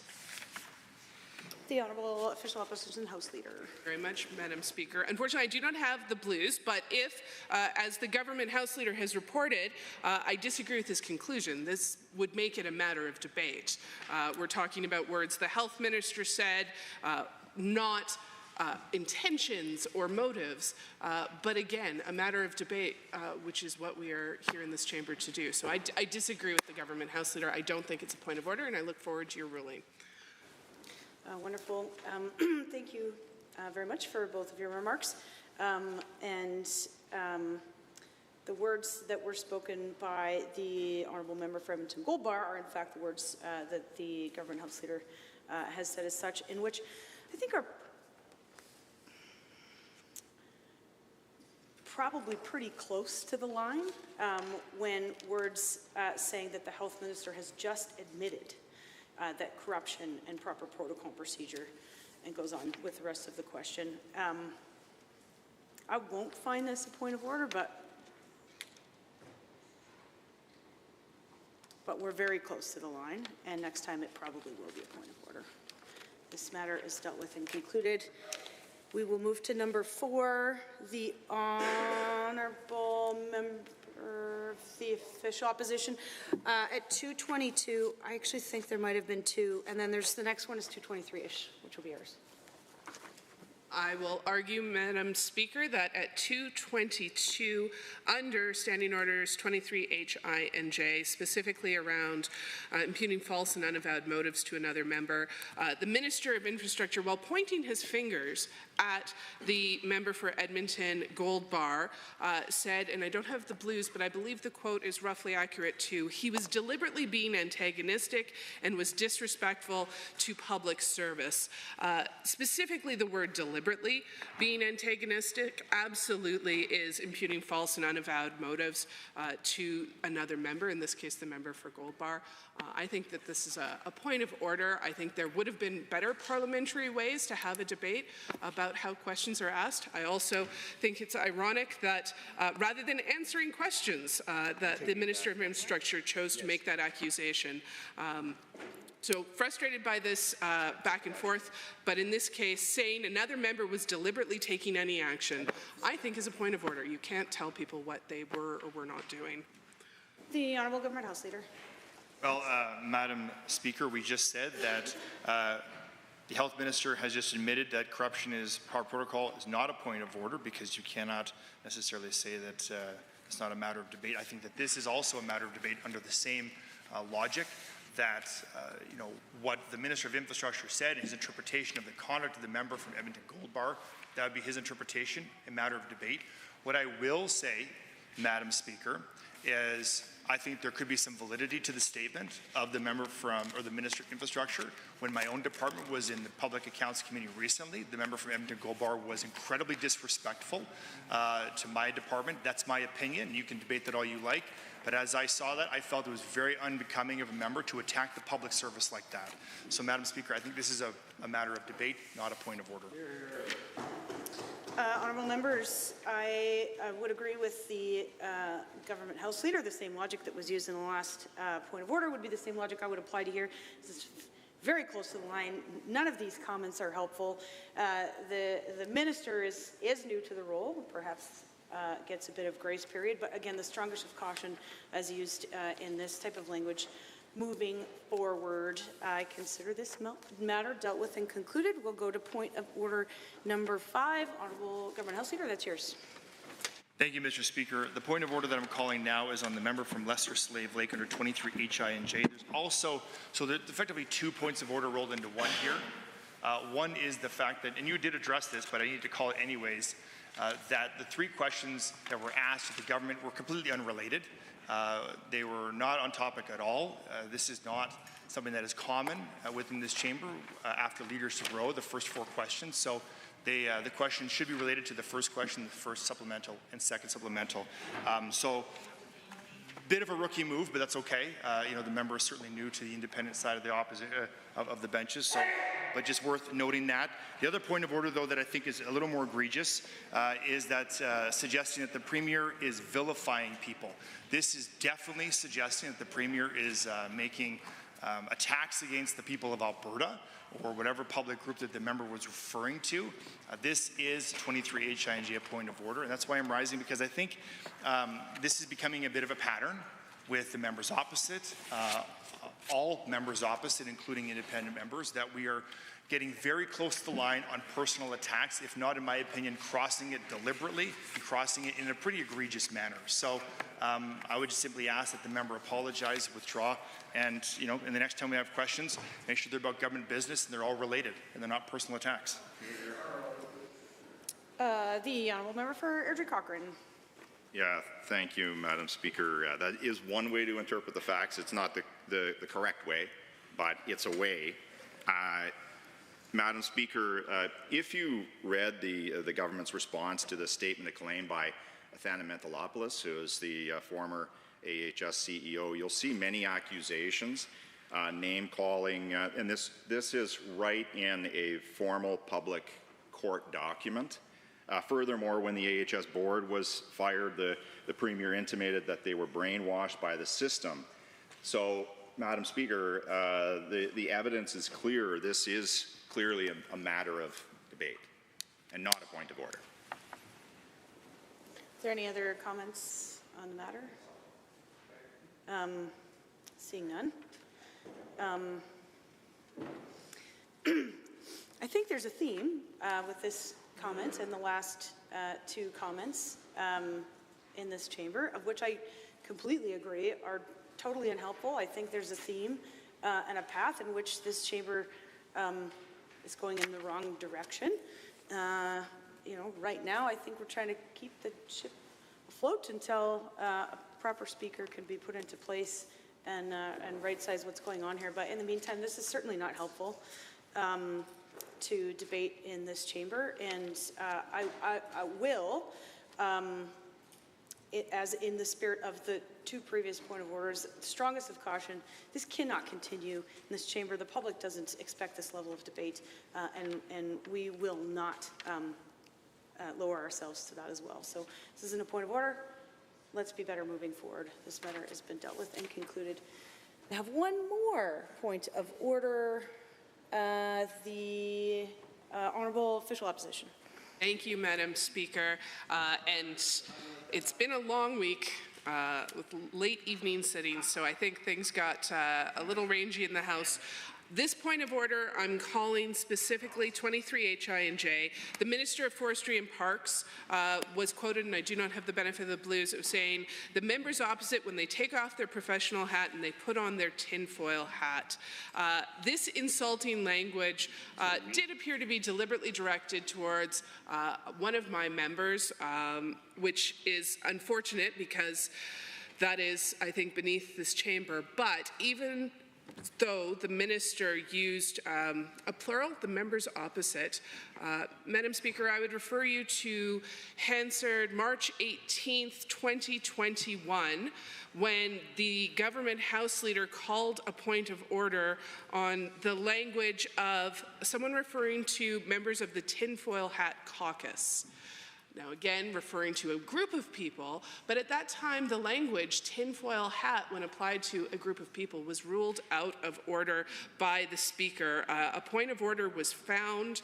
My team and I made note of that and have not been using the language tinfoil hat. I think that given the past history and the previous ruling on March 18th, 2021, as well as just the insulting nature of the comment disparaging someone who has doctorates in this area was unfortunate, and so I called that point of order.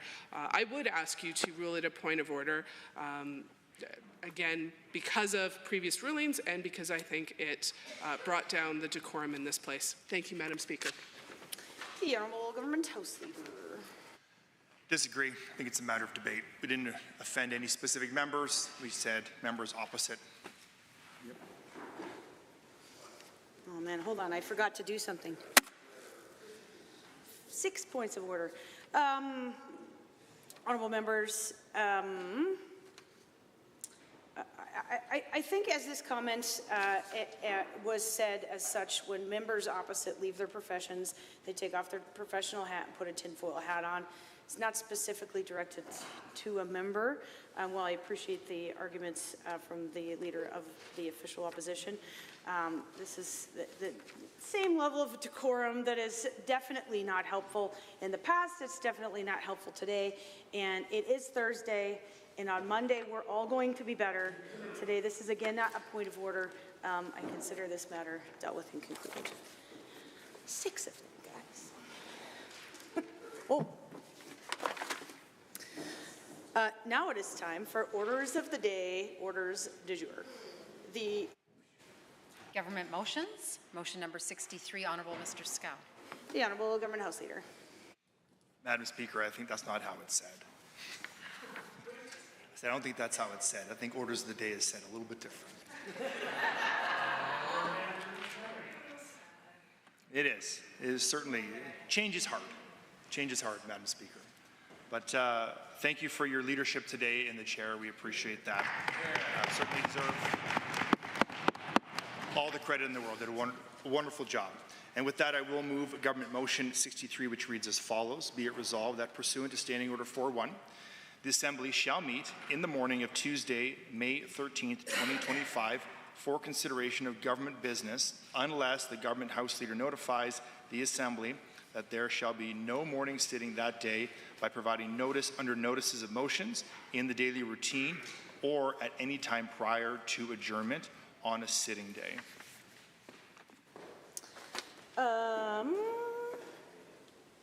This motion is not debatable. Having heard the motion is proposed by the Honourable Government House Leader, all those in favour, please say aye. Aye. Any opposed, please say no. So carried.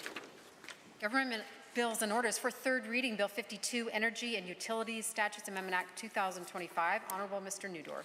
The Honourable Minister of Affordability and Utilities. Thank you, Madam Speaker, and I do believe that you are indeed a true Speaker of the Chamber. Well done. It's an honour to rise today to move third reading of Bill 52, the Energy and Utilities Statutes Amendment Act 2025. I want to thank my colleagues for their interest and support in this important piece of legislation that will enable our utility system to meet the growing demands of Albertans now and into the future. Madam Speaker, Alberta is the best place in the world to live, raise a family, and start a business. It's a province rich with opportunity where entrepreneurs and innovators can not only chase their largest dreams, but achieve a bright, successful future. Our government wants to make sure that our province remains that way by making sure Albertans have access to affordable, reliable utilities they need and depend on. If passed, this bill will allow for the safe use of hydrogen within the natural gas system by allowing a low volume of hydrogen to be blended with natural gas so that it can be used to heat homes and businesses within our province. It will also support critical updates to power market rules and transmission policies that will restore the balance between affordability and reliability in our electricity system through the restructured energy market, or REM. This includes an enhanced day-ahead reliability market, which will allow us to more accurately predict how much electricity will be needed to meet the coming demand. It also encourages more efficient use of the transmission infrastructure by maximizing the use of transmission lines already in service and only building new power plants where it makes the most sense. These changes will protect Albertans from rising fees on their utility bills, ensure cost certainty for investors, and prioritize reliability. I know there are some proposed amendments and a number of questions brought up in the Committee of the Whole. I have tried to address some of them as we went through that committee process, but I'm happy to address some perhaps outstanding questions right now. The members opposite have claimed that the rate of last resort, or the R-roller, formerly regulated rate option, came with hidden charges and that these charges would impact affordability. The members are referring to the Consumer Awareness Surcharge, which is clearly stated on utility bills. This surcharge amounts to 1/10 of 1 cent. Contrast this with the hundreds of dollars the NDP costs Albertans personally through the carbon tax and the reckless coal phase-out. This minuscule charge helps make sure that newcomers or the young person setting up their utilities for the first time are informed about their electricity options. Our efforts have been successful, with tens of thousands of Albertans keeping more of their hard-earned dollars in their pockets by moving off the R-roller to a more affordable and competitive option. This 1/10 of 1 cent charge is saving thousands of Albertans hundreds of dollars each year on their utility bills. Mr. Speaker, the default rate was never meant to be the lowest rate, but it is meant to provide stability and predictability for Albertans who may not be able to access competitive options, including because of their location. It has and will continue to achieve this for Albertans no matter where they live. Mr. Speaker, there were also questions around the idea that the oversight of the Alberta Utilities Commission, or the AUC, is being bypassed by this bill, and that cannot be further from the truth. In fact, the Executive Director of the ISO, Alberta's Electric Systems Operator, has said this: stakeholders will be able to take their concerns to the AUC after the interim period ends, and when they do, discussions and debates will be based on actual data and evidence, not forecasts and assumptions. The member from Calgary-Glenmore said that investors were experiencing confusion and have concerns about the restructured energy market. What the member failed to consider is that hundreds of hours of extensive engagement that the ISO has undertaken on these technical redesign has informed the changes of the REM. Our government heard that feedback, and that's why we refined the REM to address those very industry concerns. And the industry has been appreciative of those changes. For example, the president of ENMAX and their CEO, Mark Pawaska, has said, refining the proposed restructured energy market enables the evolution required in the market while achieving the reliability we need for Alberta's grid. We look forward to working with the ISO and to continue collaboration over the coming months as REM details are finalized, unquote. And just this week, AltaLink, a major stakeholder within the Alberta market, put out a news release that said, we support the Government of Alberta's changes to align transmission policy with today's electricity grid, including implementation of solutions to optimize the existing system and maximize its value before building new transmission lines. The updated direction sets a clear path for responsible transmission growth while prioritizing reliable and affordable service to our customers. Mr. Speaker, this demonstrates that some of the largest stakeholders in Alberta and in our industry have the confidence to support our government and the changes that we're making. Our government is doing our due diligence to get the restructured energy market right. Mr. Speaker, we're also doing our due diligence when it comes to hydrogen blending. I want to note that our government is working with the Canadian Standards Association to determine the best blending percentage. At present, that is a low-volume blending of 5%. But by enabling this, we open the doors to further innovation and choice for Albertans. Alberta is already emerging as a world leader in hydrogen, and we have the right resources, expertise, and business-friendly environment. And by enabling hydrogen blending, we're not only propelling our province forward, we're helping the world safely and responsibly transition hard to decarbonize industries. I hope that provides some further clarity. Mr. Speaker, whether it's heat or electricity, utilities are not a luxury. Albertans should always have the confidence that their lights will turn on and that they have the heat during our harshest winters and the energy needed to cool their homes during the hottest days of summer. They should have confidence that the power grid is set up to meet growing demand so that their children and grandchildren will have the utilities they need to thrive and chase bright, successful futures. This bill lays the foundation to make all of that possible. And this bill puts Albertans and their well-being first. By clearing the way for energy innovation and improving the affordability and reliability of our electricity system, we're making important changes that will power prosperity in our province for generations to come. With that, Mr. Speaker, I hereby move third reading of Bill 52, the Energy and Utilities Statutes Amendment Act, and I would ask that all members of this chamber support its passing. Thank you. Any others wishing to speak towards Bill 52, Energy and Utility Statutes Amendment Act? I will recognize the member for Edmonton Decore. Thank you, Mr. Speaker, for the opportunity to rise and speak to the third reading of Bill 52, the Energy Utility Statute Amendment Act. Albertans deserve a stable, reliable electricity system and a cleaner energy future with innovative solutions like clean hydrogen. In today's cost of living crisis, families and businesses need predictability, they need affordability in our energy system. I want to begin by recognizing this bill is likely driven by a desire to modernize Alberta's electricity system and respond to the changing market. I believe many in the Assembly share the same objective. And I want to acknowledge that the effort that has gone into crafting this legislation. But while the intention behind Bill 52 may be commendable, I must respectfully share that it misses the mark on what matters most to Albertans today. It is affordability. The minister pointed out now that the intention of the bill was never affordability. It was more about sustainability, and it was more about predictability. But, Mr. Speaker, I have to underline that the key challenge that Albertans face today is affordability. We are hearing from constituencies about the cost of living. One of the most persistent concerns that we hear, whether from seniors on fixed income, whether it is young families that raising their children, or small business owners, it is the rising cost of electricity. Mr. Speaker, facts are facts. In 2024, Albertans paid the highest electricity bills in the country.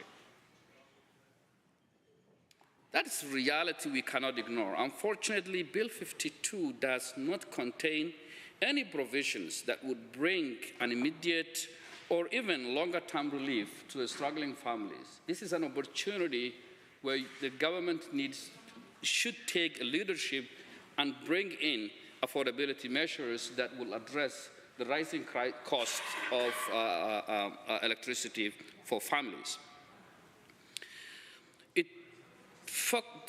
The bill focuses on structural governance changes, while the issues that most directly affect Albertans today in their monthly utility bills remains unaddressed in this bill.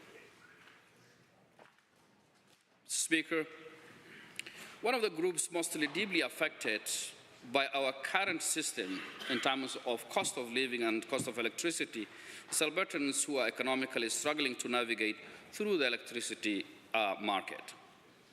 It could be due due to the existing policies, many of these Albertans, Mr. Speaker, pay up to 30% more than the market rates for electricity. They are often left on the rate of last resort. It's not by a choice, but it is because of the barriers that they face. That includes credit checks, lack of digital access, or housing instability. These are factors that create many, close to or over 400,000 Albertans to stay on the rate of last resort, a rate that is 30% higher than what almost all members of this House are paying. I brought forward an amendment that would have asked a simple question. Should a low-income Albertan pay more for electricity than any member in the Assembly? If so, why? Why should they pay more, 30% more than we pay? It is a circumstantial situation, and this is where government policies come and address those Albertans who are struggling with those problems. The intent behind my amendment was basically, in good faith, an effort to bring a greater equity into our electricity pricing model. Unfortunately, Mr. Speaker, it did not receive the support of the government members. Therefore, Albertans who are struggling to navigate the system have to remain paying their last resort option, which is they have to pay higher than we pay. Mr. Speaker, we have talked a lot in the House that this province is an outlier for so many unfavorable policy circumstances. And one of them is Alberta is the only province that does not offer a specific electricity affordability program for those who are financially struggling. The minister could have incorporated in Bill 52 a way of addressing those who cannot afford. And that could have mean, it could be an income tested, where they have to pay equitably as we pay. But the bill misses the point, and it doesn't address the pressing needs of those Albertans who are financially struggling or having difficulties to navigate with the system. Other jurisdictions have recognized that protecting vulnerable residents is not only a matter of policy, it's a matter of a principle. Bill 52 could have been an opportunity to address that gap. It could have included framework to develop a rate class, but instead it includes a surcharge that will ask those who are struggling to pay more. The minister sounds minimizing that and calling it is very, very, very minimal, but that means for those who cannot afford a lot.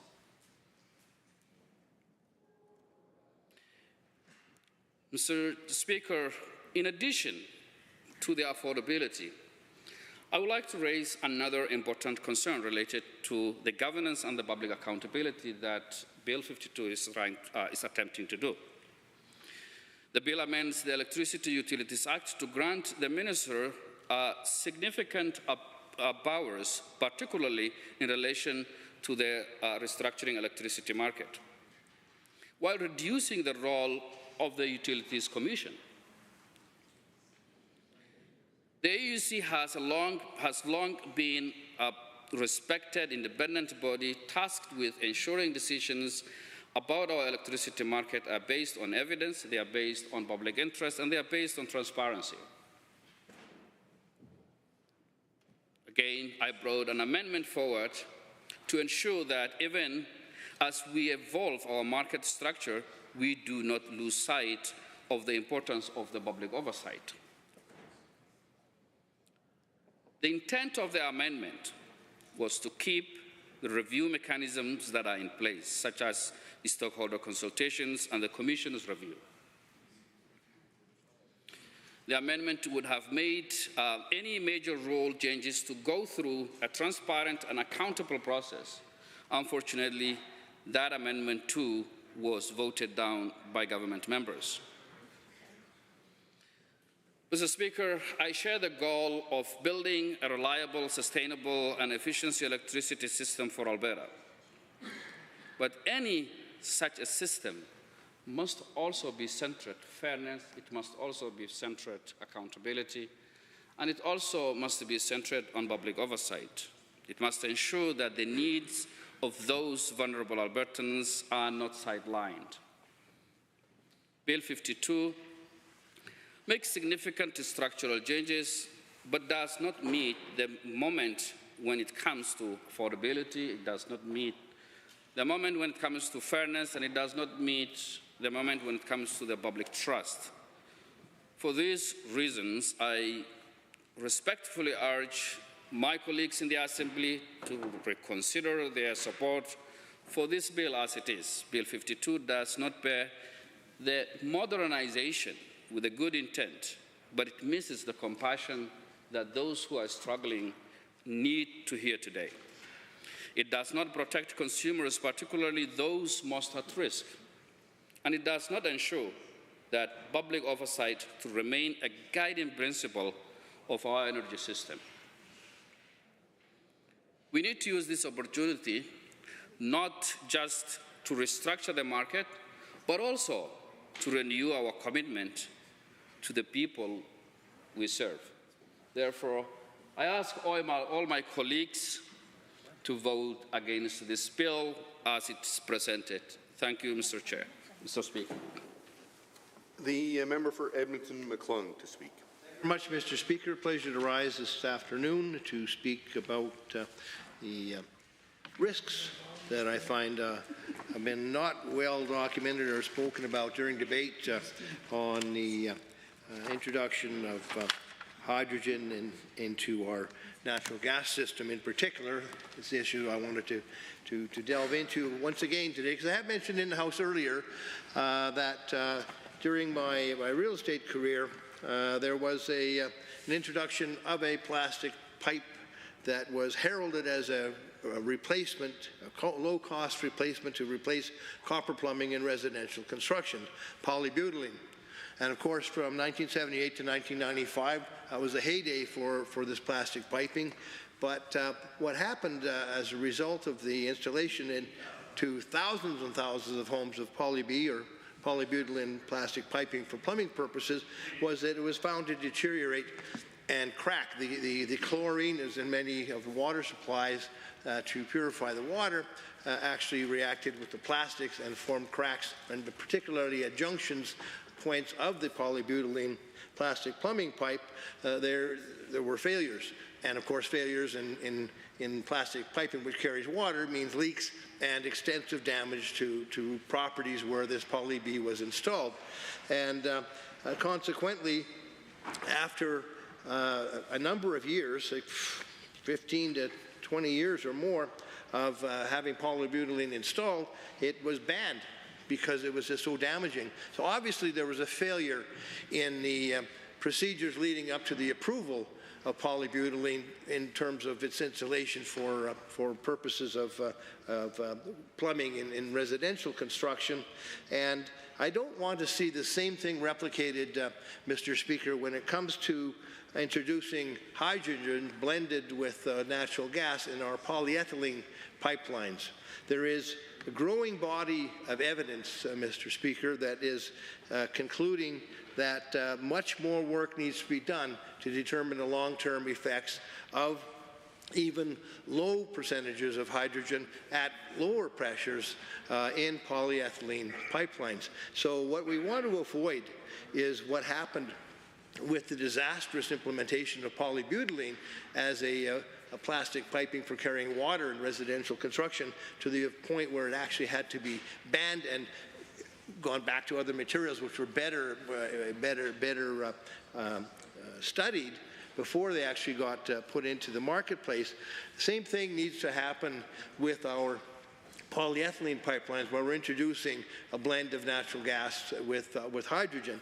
Now, I understand, and completely know, and that we've been looking at over 5 years of this pilot project in Fort Saskatchewan, where a 5% blend of hydrogen with natural gas has been undertaken. Yet it's not lengthy enough to determine whether or not cracking and fracturing will become a significant problem in the transmission of this blended natural gas and hydrogen mix. The issue is not a small one, Mr. Speaker. We're talking about transmission of this gas into thousands of miles, potentially, of Alberta pipelines, and the research is incomplete. I'm not blowing smoke here, Mr. Speaker. If you look at such sites as the information that I'll quote from now from the Clean Energy Group, where they've instituted research on it and gathering research from other sources, they respond in writing and talk about the potential dangers of blending hydrogen and natural gas in pipelines. And it goes on to state that the polyethylene plastic pipelines are a more recent addition to gas infrastructure. While they're not impacted by HE, hydrogen can permeate through polyethylene at a rate 6 to 7 times higher than methane, the main component in natural gas, increasing the risk of hydrogen accumulation and ignition outside of the pipeline. Hydrogen also permeates through the elastomeric sealing used in distribution systems at an even higher rate. Besides increasing the likelihood of fracture through HE, hydrogen can also accelerate the degradation of iron and steel through a passive process known as lattice dilation. And they sourced this research, Mr. Speaker. So the jury is still out on the dangers and the risks to our pipeline infrastructure by using blends of hydrogen and natural gas, even at low rates and low pressures. You start increasing and experimenting with a higher percentage of hydrogen mixed with natural gas at higher pressures, and the evidence becomes less and less clear as to what the risk might elevate to. So I think I'm saying it's absolutely critically important that this government really invest in research and determine that this is a safe type of thing to be running through our natural gas pipelines over the long term, because there is a body of evidence that should not be ignored by this government or any other government that's contemplating globally the transmission of natural gas mixed with hydrogen in our transmission network. It's a huge economic undertaking, Mr. Speaker, and we all understand the potential economic benefits of using existing infrastructure to transmit this blend of gas. But there are risks involved that are really being brought to light increasingly, and it would be wrong of the government not to take the literature seriously that is certainly growing to show that the polyethylene pipelines can suffer fracturing from the transmission of the blended hydrogen and natural gas mix in those pipelines. So it's an issue that hasn't been spoken about a lot in this legislature. I wanted to bring it to the forefront. I would like the public to be aware that there is a risk to our transmission system. I really understand that the owners of these pipelines want to maintain the integrity of their pipelines, so I'm hoping that those shareholders who are invested in those pipelines are very much aware of what's going on and the potential risk to their pipelines and their investment should these pipelines start to fail 5 to 10 years from now. And then what happens? You've got a pipeline that you can't transmit natural gas in, never mind a blend of gas, and then you also potentially have to start investing in new infrastructure to transmit a blend of natural gas and hydrogen that initially the public was told would be satisfactorily and safely transmitted in a pipeline that already exists, a polyethylene pipeline. So I'm concerned, Mr. Speaker, that this issue has not gotten enough public attention. I hope to see research done in Alberta because we are certainly capable of it, and I would like to see us perform the research and maybe be a leader in that research before we get past the point of no return with introducing a massive transmission of natural gas blended with hydrogen into our much wider transmission system, putting that infrastructure at risk.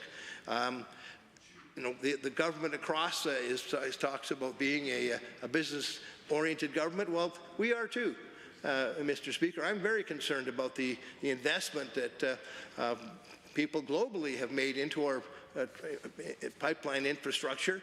It's billions and billions of dollars, and potentially we're sidestepping a risk that should be more seriously taken into consideration when making investments. So let's hope that this government takes this risk seriously, works together with industry and the shareholders who rightfully should be asking questions about potential pipeline fracturing, and that we see perhaps made in Alberta verifiable research that in a very neutral way determines whether or not there is a need for the level of concern that some are expressing in the literature about the risk of this transmission of blended hydrogen and natural gas, particularly if indeed the ratios are increased or the pressures are increased and more time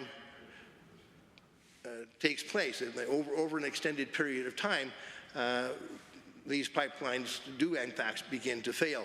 I mean, the cost to people to retrofit their house to get rid of polybutylene plastic pipe when it started to fail in the 70s and 80s and 90s after they've installed it to replace copper plumbing, or in newly constructed homes where it was used and heralded as a cheaper way of plumbing a house, those costs pale in comparison to the unbelievably number of billions of dollars that might be at risk if indeed it finds that this the pipeline, the polyethylene pipeline transmission system in Alberta and throughout wherever it's installed and wherever we run this blend of hydrogen and natural gas, if they start failing, then investors in these pipeline companies are going to be asking big questions, as saying, why didn't you tell us about this? Why didn't we know more about the potential risk of running this blend of natural gas and hydrogen in these pipelines? Why now are we faced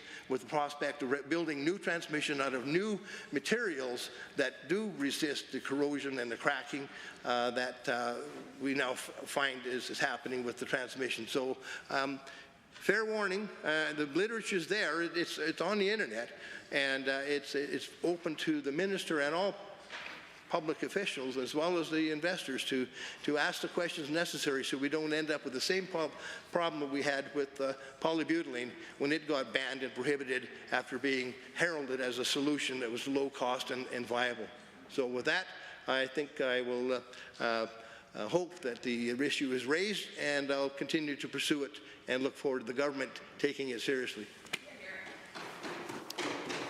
Are there any other members wishing to speak? If not, the Honourable Minister of Affordability and Utilities to close debate. Waive. The Minister has waived that opportunity, and the Honourable Minister of Affordability and Utilities has moved third reading of Bill 52, Energy and Utilities Statutes Amendment Act 2025. Those in favour of the motion for third reading, please say aye. Aye. Any opposed, please say no. The motion is carried.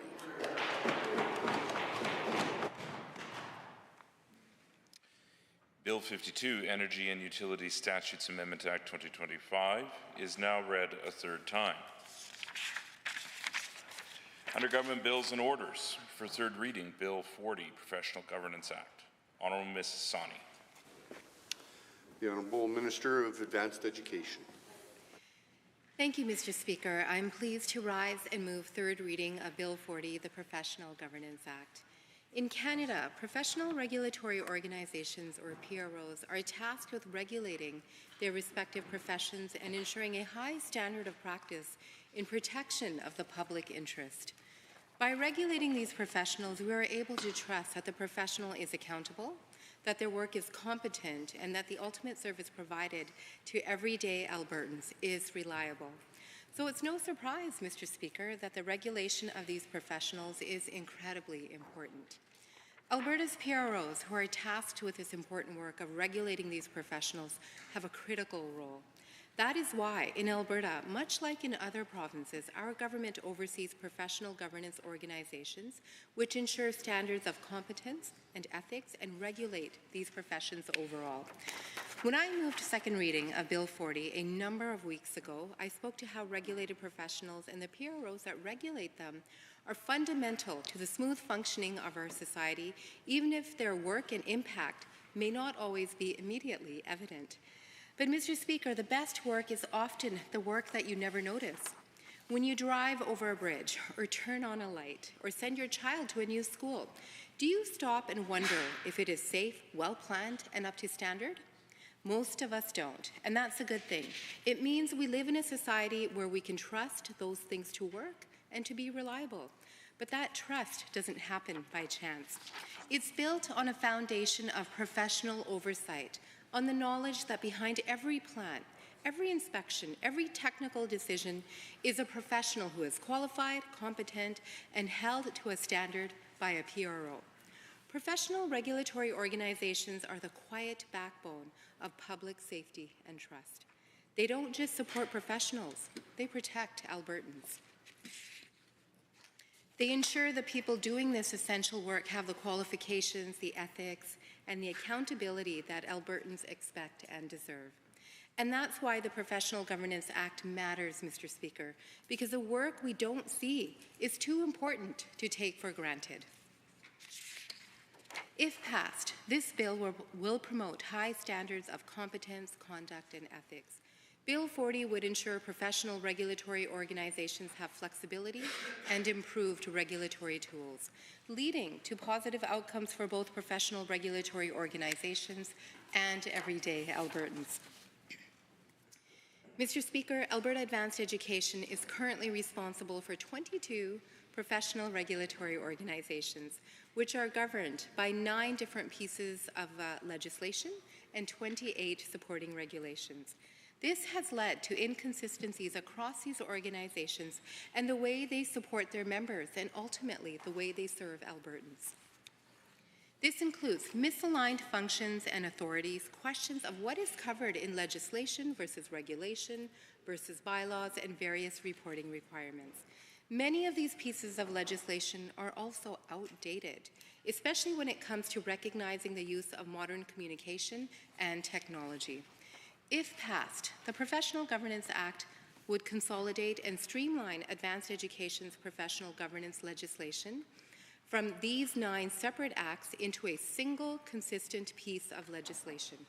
Namely, this bill would consolidate the Agrology Profession Act, the Architects Act, the Chartered Professional Accountants Act, the Consulting Engineers of Alberta Act, the Engineering and Geoscience Professions Act, the Land Surveyors Act, the Professional and Occupational Associations Registration Act, the Regulated Forest Management Profession Act, and the Veterinary Profession Act.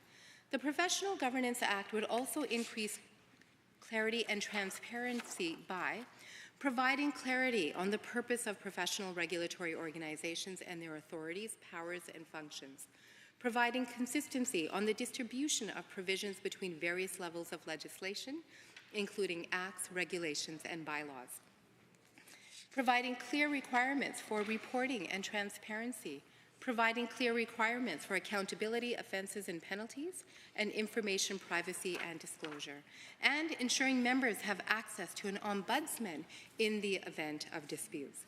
Mr. Speaker, from electronic signatures and records to the delivery of electronic notices and virtual meetings, there have been so many advancements over the past few years and decades that are simply not accounted for in some of the existing legislation. Bill 40 would bring professional regulatory legislation into the 21st century, cutting red tape and enabling PROs to function in an effective and efficient manner as they serve Albertans. Mr. Speaker, the changes put forward in this legislation are examples of good governance. The Professional Governance Act supports positive outcomes for Albertans and for professional regulatory organizations and for their members. This legislation promotes high standards of competence, conduct, and ethics, as I've mentioned many times before, and it would reduce unnecessary government oversight. This bill would increase the professional regulatory organization's ability to be flexible, to be responsible, and accessible to their members. In addition, this legislation would provide improved regulatory tools, resulting in better service to their members and to Albertans. The Professional Governance Act would also enhance fairness, transparency, and accountability by implementing a modernized framework for complaints, discipline, and appeals. Additionally, through specific regulations, each professional regulatory organization can ensure that their unique requirements are addressed within the broader umbrella of the Act. We will continue working directly with professional regulatory organizations as we develop regulations to ensure that these needs are indeed reflected. And we will ensure a smooth transition for them through regular communication, templates for bylaws, code of conduct and ethics, and practice standards and guidelines. We would also provide support and extended timelines to ensure professional regulatory organizations can effectively make this transition. That's a very important point to note. Mr. Speaker, this is an important bill. After thorough and consistent consultation with professional regulatory organizations, the proposed Professional Governance Act would modernize governance of these organizations to the benefit of all Albertans. This is a step to continue protecting the public interest and providing the best possible service to Albertans. Mr. Speaker, it is my honour to move third reading of this bill. I urge all of my colleagues on both sides of the Assembly to support Bill 40, the Professional Governance Act. Thank you, Mr. Speaker. Thank you. Are there any other members wishing to comment? The member for Edmonton Northwest. Well, thank you, Mr. Speaker, and I have an opportunity to speak here in third reading to Bill 40, and I appreciate that. And I did appreciate the Minister's comments around the rationale for Bill 40 to help to modernize and to professionalize the a regulation around professional governance here in the province of Alberta, and by and large the 22 affected organizations seem to be in agreement with that. So, you know, that's a good start when you're making legislation.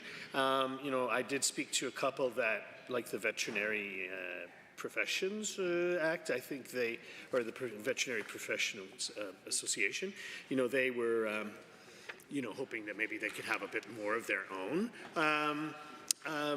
legislation, but maybe we could work something like that into regulation. That might be something to think about, you know, with the veterinarians. You want to keep everybody happy.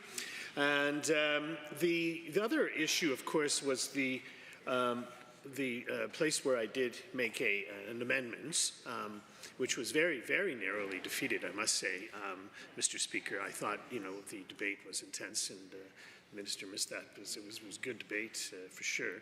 And it was around putting some parameters of how many appointments a government can make onto any given professional association board.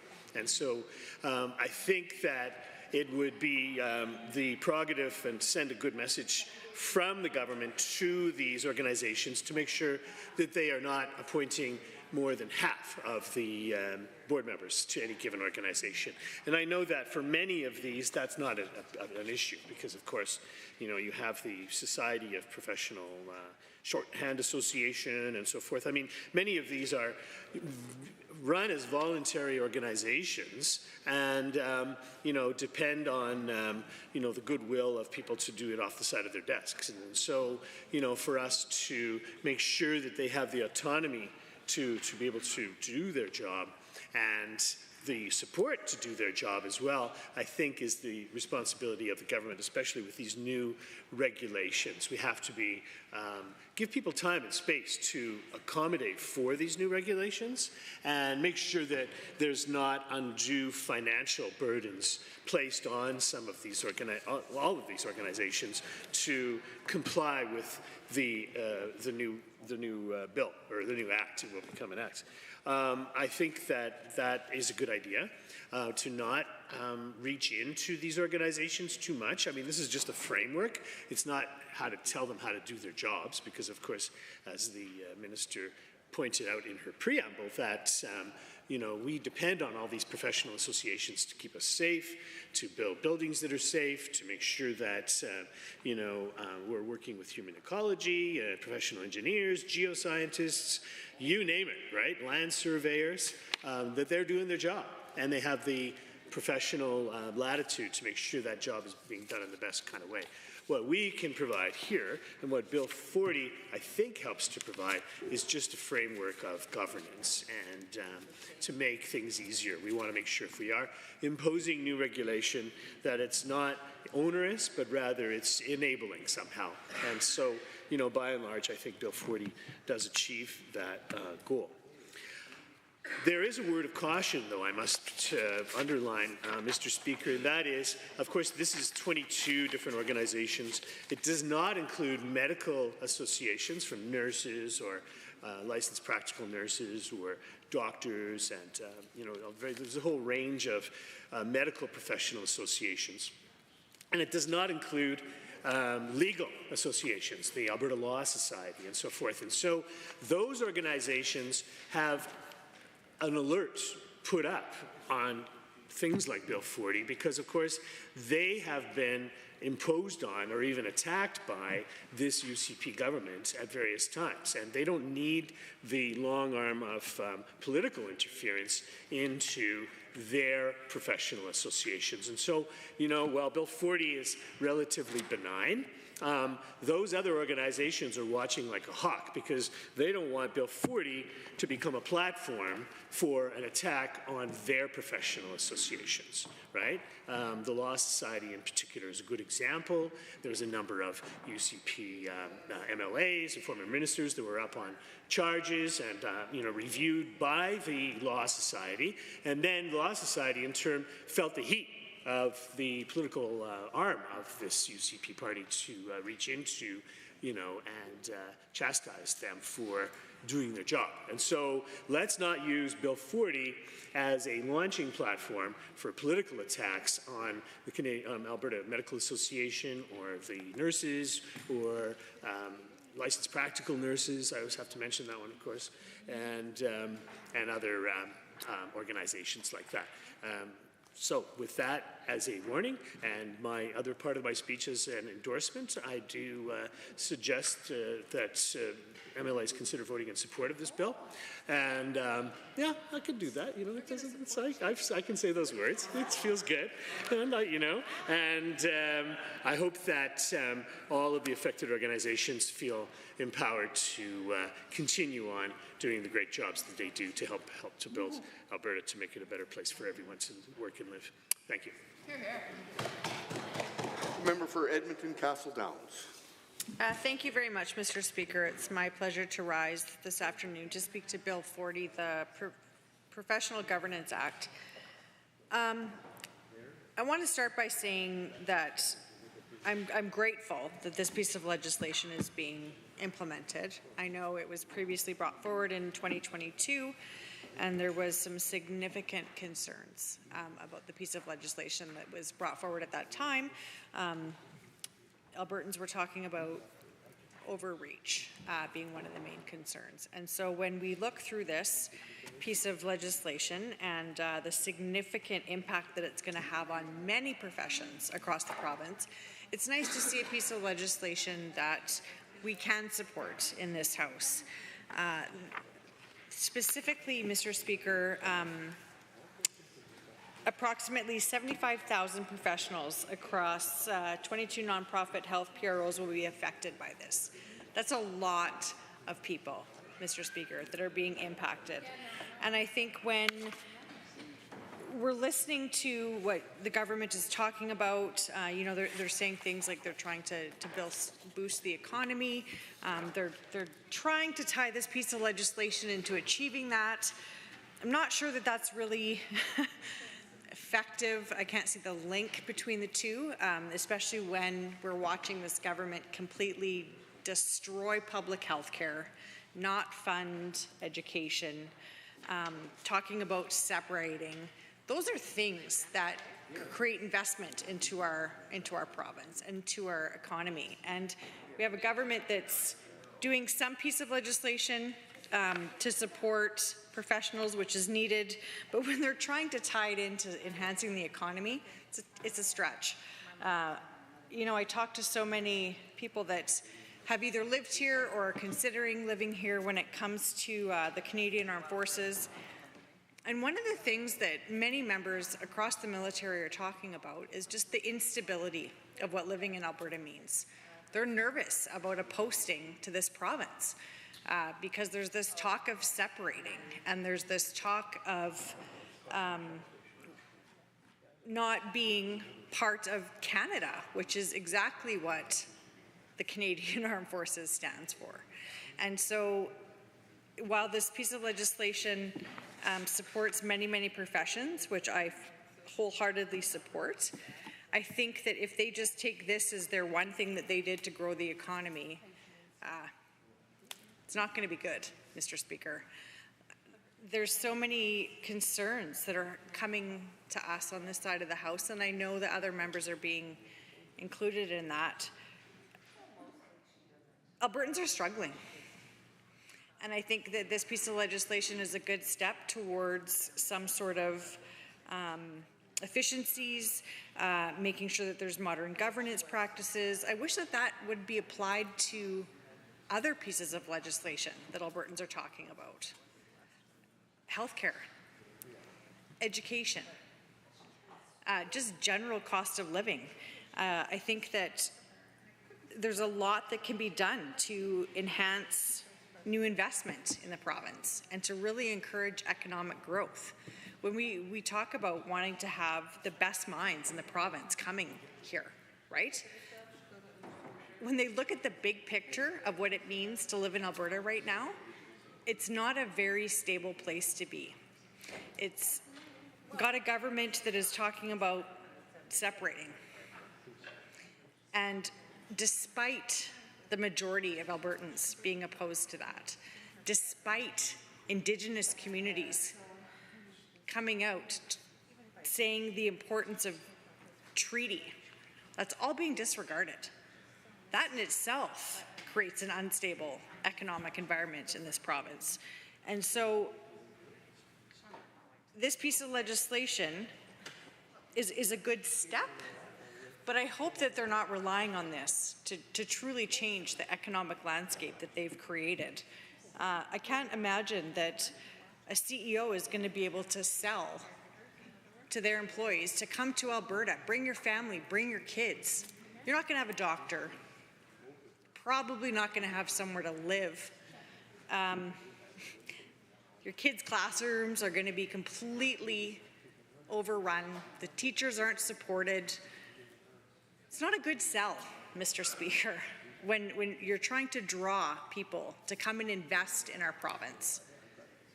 The professional side of this legislation is absolutely needed. It's been so outdated and it needed to be updated. And I commend the minister for her work on that in doing what needs to be done.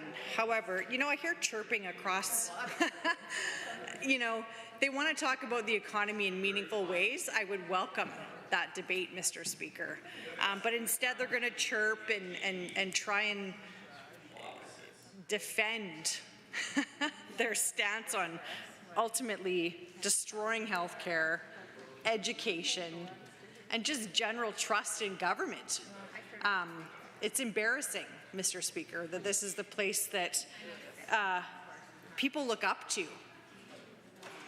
Yet we have a government that is just completely doing corrupt behaviors. And I'm grateful to be able to stand in this place and talk about what Albertans are talking about and bring voice to their concerns.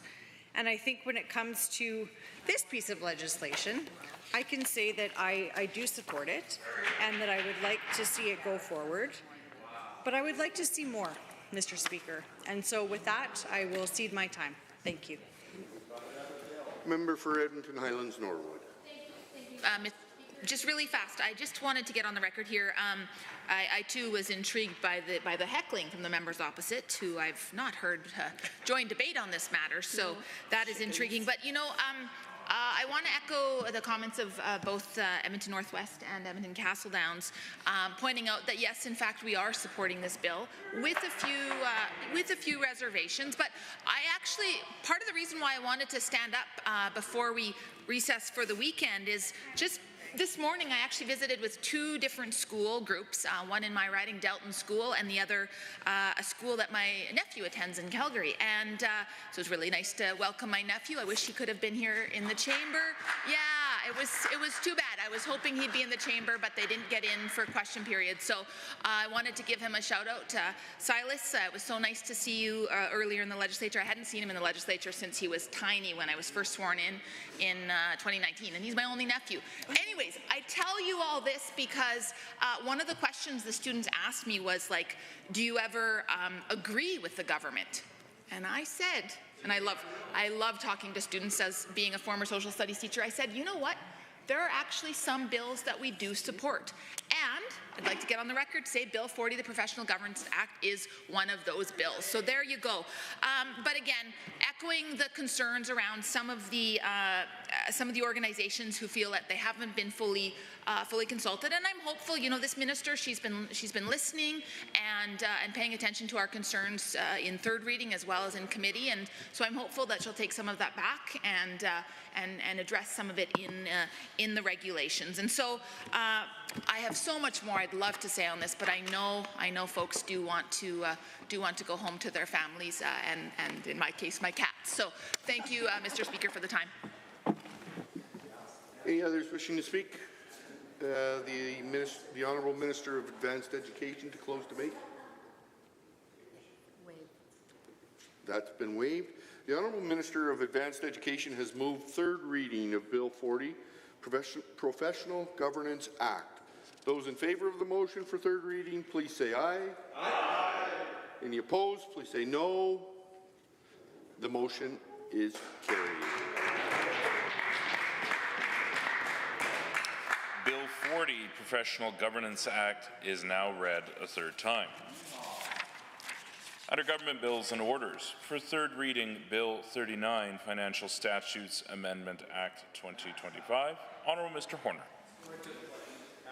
The Honourable President of Treasury Board and Minister of Finance. Thank you, Mr. Speaker. I rise to move third reading of Bill 39, the Financial Statutes Amendment Act 2025. I want to thank all members who rose to speak to this important bill in second reading and provide their thoughts on it. Mr. Speaker, Budget 2025 helps Alberta meet the challenge of a turbulent economic and political environment by making responsible decisions to fund the priorities of today, making record investments in education and healthcare to accommodate our rapidly growing population, and managing uncertainties in trade and security by focusing on diplomacy and the economy. And this bill in particular would help us meet those challenges by implementing key measures that I outlined in my budget address, because things seem to be changing rapidly these days, and the political and economic landscape we face is vastly different than what we saw even a few months ago. It's vital that we take the necessary steps to provide a solid economic and fiscal foundation to keep this province and its people strong and prosperous. These legislative amendments would ensure Albertans continue to see the advantages of our low-tax environment with a new 8% tax bracket. That's a tax cut that would put more than $1 billion back into the pockets of Albertans, providing some relief at a time when it's sorely needed. Amendments would also update the fiscal rules so that the government has the flexibility to focus on improving Alberta's overall net financial position rather than being solely focused on debt repayment. These proposed amendments would allow government to allocate 50% of surplus cash toward repaying maturing debt or investing in the Heritage Fund, rather than using it all for debt repayment. It gives you the choice.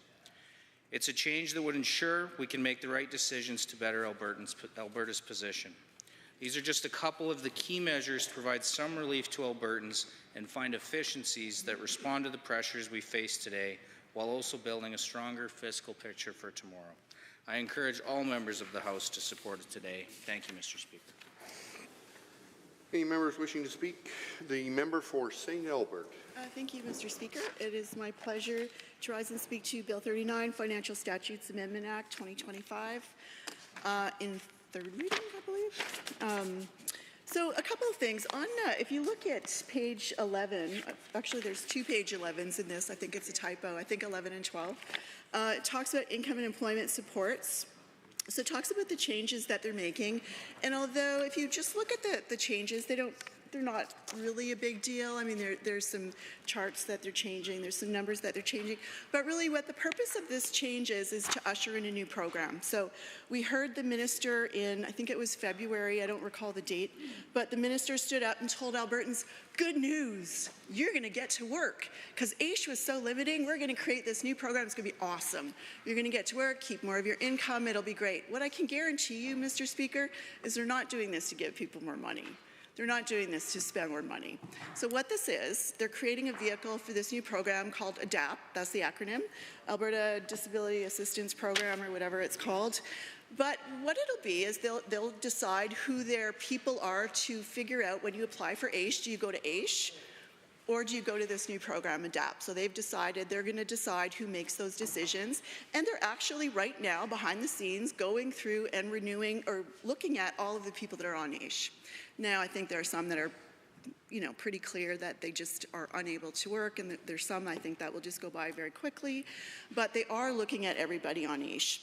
And the thing that bothers me is that I think that I agree, there are some things that I agree with, that I do believe that given the opportunity, people with disabilities really do want to work. I think it's a human right to want to be able to work and work in a job that respects you, that you can earn enough to support yourself, that makes you feel good. We all know what it feels like to do a good job, to do a job that you like. I think there are many, many people that would like to do it. The problem is that this government has not done the work to be able to open up a program like this and be successful. Now they'll say, well, we got lots of time, it's not going to happen until July of next year. Well, I can guarantee you that undoing the unemployment issues that people with disabilities face is going to take a heck of a lot more time than a year. And so we do not currently have successful pathways to employment. And I'm sorry, but slapping $82 million onto a labor program and saying, yeah, they'll just get the training and then they'll get jobs and it'll be great, when their own government target is 65% success after doing the training in terms of getting employment. So I would say that's mediocre at best. So anyway, there needs to be a whole lot more pathways to employment for this program to ever work successfully. Now we're talking on pushing 80,000 people on AISH, and every single year there are thousands more people applying, because the reality, Mr. Speaker, is that we know there's some debate between is it 1 in 4 or 1 in 5. 1 in 4 or 1 in 5 people in Alberta have a disability. Some are profoundly serious, and some are minor. Some don't last all that long, thankfully, but disabilities is the largest minority group on the planet, and sadly, it is the one minority group that all of us have the possibility that we might join one day. So there are a lot of people with disabilities. There are a lot of people with disabilities that cannot support themselves financially, and so they're required to go on AISH. Now, I'll tell you, that is not a life that anybody wants. That is legislated poverty. And if anybody in this chamber thinks that you could successfully live more than a month, if you could successfully live on $1,901 a month, I encourage you to share that with this House, because it's hard. We know what rents are like, and we know that the cost of living is higher for people with disabilities. We know that. Their equipment alone is incredibly high. So I want to go back to this new program, and again, that's what this legislation does. It opens up the path for this new program to come into existence. And in February, when we saw the minister stand up and say, yeah, this is great, this great new program of ADAPT, people are going to work, people with disabilities are going to work. Never mind, they have zero successful track record doing that, none, nada. In the 6 years that this government has been governing, they have made zero gains in terms of employment for people with disabilities. Sure, do they fund a couple programs here and there? Yeah, they do. So like the Rotary Project with Inclusion Alberta, I think over the last 20 years, they've helped about 800 Albertans get employed, which is terrific. These are people with pretty serious developmental disabilities very often, but it worked. I'm talking about pathways for thousands and thousands of disabled people to be employed, because that's the kind of numbers we'll be facing. And this government has not done the work, and I'm sorry, slapping $82 million into a program that is not very successful right now. And it's not just for people with disabilities. It's actually for new Canadians, it's for women, it's for marginalized people, and it's for people with disabilities. Now, let me say that I do think that there is a different kind of skill set when you are looking to support someone to find meaningful employment, because it takes some really good training, right? So when you're teaching someone how to interview, how to follow up, how to interact with your colleagues, how to find the bus route, how to take the bus, all of these things. Not to mention the lack of accessibility. Now, in 2023, this government's hand-picked disability advocate wrote a really good report. I would encourage you all to look at it. Unfortunately, this government chose to hide it, but we tabled it here, so you can get it.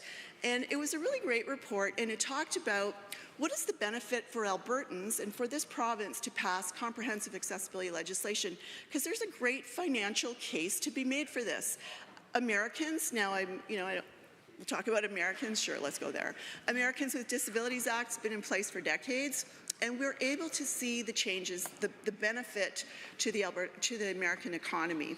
And so we know that it works. We know that reducing barriers work. Mr. Speaker, what confuses me is that this government is so hell-bent on creating this new pathway or new program for employment for people with disabilities, but they're not willing to remove the actual barriers that are preventing them from finding these jobs. So accessibility legislation, in case we're not clear, and it's unfortunate that, well, in case we're not clear, accessibility legislation is not building codes, it's not safety standards, it's not design guides, it's not anything like that.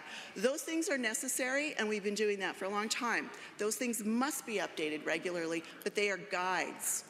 They are not legislation. And accessibility legislation looks at far more than the built environment. It looks at information and technology, looks at communication, it looks at procurement. I think this government could take some lessons on procurement. Yeah. Maybe accessibility legislation would help, stay away from the corruption, try to focus on what's good for Albertans. Accessibility legislation also looks at employment, Mr. Speaker, because we know that it's more than just ramps that keeps people with disabilities from being employed. So there's that with this piece of legislation, why I will not be supporting this legislation. Now, the other thing that I'd like to mention is that we're in a time right now that is really uncertain. There's a lot of things that are unsettled. And we know that we have very high unemployment in Alberta. We also know that inflation is serious here in Alberta. And so what does this government do? Take away $200 from people that are trying to live on $1,901 a month with a disability. Now, it's tough for a person without a disability to live on under $2,000 a month. It's almost impossible when you add a disability, but that's what this government is doing. They're clawing back $200, and they're bragging that AISH is generous. Wow. Like, they're bragging about it. They're actually bragging about it. I don't even get that. The same breath they're saying, yeah, our MLAs need $2,200 a month just for their housing because, inflation, cost of living, they can't afford it. AISH recipients, you get nothing. You get nothing.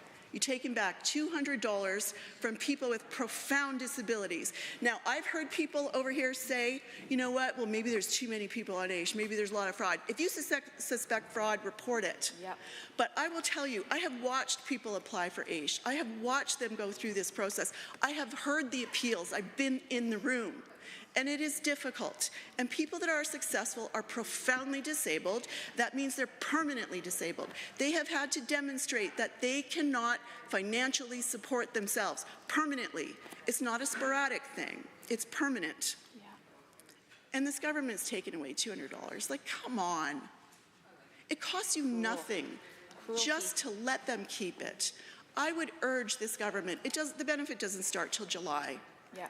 I would urge this government, far be it from me to tell you something that'll actually make you a little bit more popular, but it will. You do the right thing. Just do the right thing and reverse this ridiculously bad decision. I know it puts more money in your coffers, but it hurts so many people. And you know what? These are the people that end up going to the food bank. These are the ones that live rough. These are the ones that couch surf. These are the ones that are homeless. These are the ones that get left behind. And they're in all of our communities. And I would say, for the members that are not from big cities, that this is even worse outside of the big cities, because thankfully the big cities have a few more safety nets than smaller communities. But I hear from hundreds of people every single week, and they are hurting. And most of them are from outside of the big cities. And they're saying, I don't even have the money to get to a center, to get to the food bank, to get food. So people are often having to even move from their communities. And I would suggest when we keep communities whole, small communities whole, we make them stronger. So I encourage this government, and I know that we're debating on Bill 39, financial statutes, but I would say, please, please, please, reverse this decision to claw back $200. I guarantee you, alleviating a little bit of poverty for tens of thousands of people will actually make a difference. It really will. There'll be less trips to the food bank. You will have less homeless people. It'll be worth it. Do the right thing. We all know people with disabilities in our lives, in our communities. Talk to them. If you're not sure, you don't have to believe me. If you're not sure, go talk to them yourselves. Ask them, what is your budget like? How much do you pay for rent? I bet you they pay between 75% and 85% of $1,901 for rent.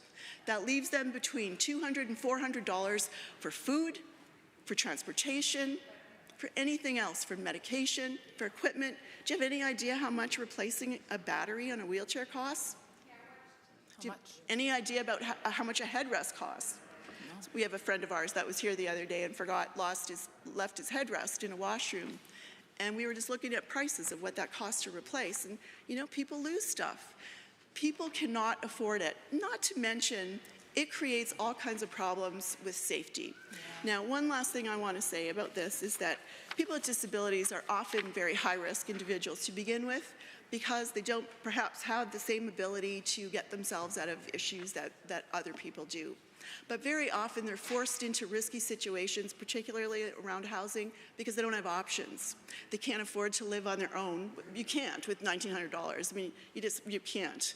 So you have to have a roommate or a relationship of some kind that helps you. And very often people stay with roommates or in relationships far too long because they don't have any options. They don't have the money for a deposit on an apartment. They barely have the money for a bus pass. And so we are creating really high-risk situations for tens of thousands of disabled people.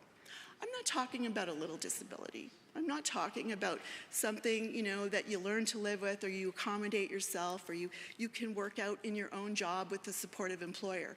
I'm talking about people that are profoundly, permanently disabled. That means they cannot financially support themselves. Now, do I think the federal government did them a great service by giving them $200? No. I think $200 fell well short of where they should have been, but it's better than nothing. And people with disabilities will tell you it's better than nothing. And groups have been working for decades to get this. They passed accessibility legislation in 2019, and this is a direct result of that. It's to alleviate the deep poverty of disabled people. And this government is the only one in this country that is taking it away from disabled people. I am urging you to do something that will actually help all of you. I know it will. You can take credit for it. You can walk around and say, look at us, look how generous we are. Just do it. You will prevent a lot of problems. I suggest you will prevent a lot of harm. And you will prevent a lot of really bad situations from getting worse. So not only do I not support this piece of legislation because I know that it paves the way for a new program that is really about reducing the bottom line of AISH. Now, they're not going to cut the core benefit of AISH. They'll create a new program to move people off AISH, and there will be a lower core benefit, and they'll say, well, it's great, though, they're going to work. But they failed to do the work, the pathways to employment. Now, they failed to tell us actually anything about the new ADAPT program. This is actually what they had at their presser. You can find it on the government's own website. Government of Alberta, Seniors Community Social Services, Alberta Disability Assistance Program. This is it. That's all people got. It's a little case study. Receives AISH benefit, arrow, receives ADAPT benefit. Unemployed, wants to work, arrow, receives employment support. Employers reluctant to hire, simulated worksite placement leads to permanent employment. Remains unemployed, dependent on AISH, has higher income and more financially independent. That's it. That is it. Mr. Speaker, that's it. That's not okay. You have terrified tens of thousands of people, and this government likes to say, well, opposition's fear-mongering. We don't have to. You've scared them yourselves. And then you took away $200. And then you refused to pass accessibility legislation and hid your own disability advocates report. I would suggest this government is not interested in making life better for all people, just some people. Connected people, friends, insiders. And you'll hear them say it regularly, we will take nothing from this opposition. We will take nothing from that. It's not from me, it's from tens of thousands of people with disabilities saying, please, please, let them keep the $200 the federal government meant for them. It wasn't meant for the government coffers. It was meant for people that earn under $23,000 a year, between working age people, 18 to 64. That's what it's for. It's not for the government coffers. So, Mr. Speaker, I urge this government to do the right thing. I will not support this piece of legislation. I will not support the creation of this program. I will not stop talking about the need for accessibility legislation. I will never stop advocating for people with disabilities. And I encourage this government to reverse this very bad decision. Do yourselves a favor. You're sucking wind right now because Albertans don't trust this government. They think this government is corrupt. Would you like to stand up? Okay, do it. So, Mr. Speaker, members chipping over here about, we'll just table the polls. I actually don't care about the polls. I'm talking about people with disabilities. Yeah. And I'm talking about $200. This isn't about my job. This is about $200 for people with disabilities. So you can take your polls, do whatever you want with them. I'm talking about people with disabilities. Yes. I am urging this government to do the right thing and reverse this very bad decision. I will not support this piece of legislation. My caucus will not support this. We understand what the right thing to do, and we urge you to do the right thing. Yes. Thank you. Any other members? The member for Edmonton Goldbar. Thank you, Mr. Speaker.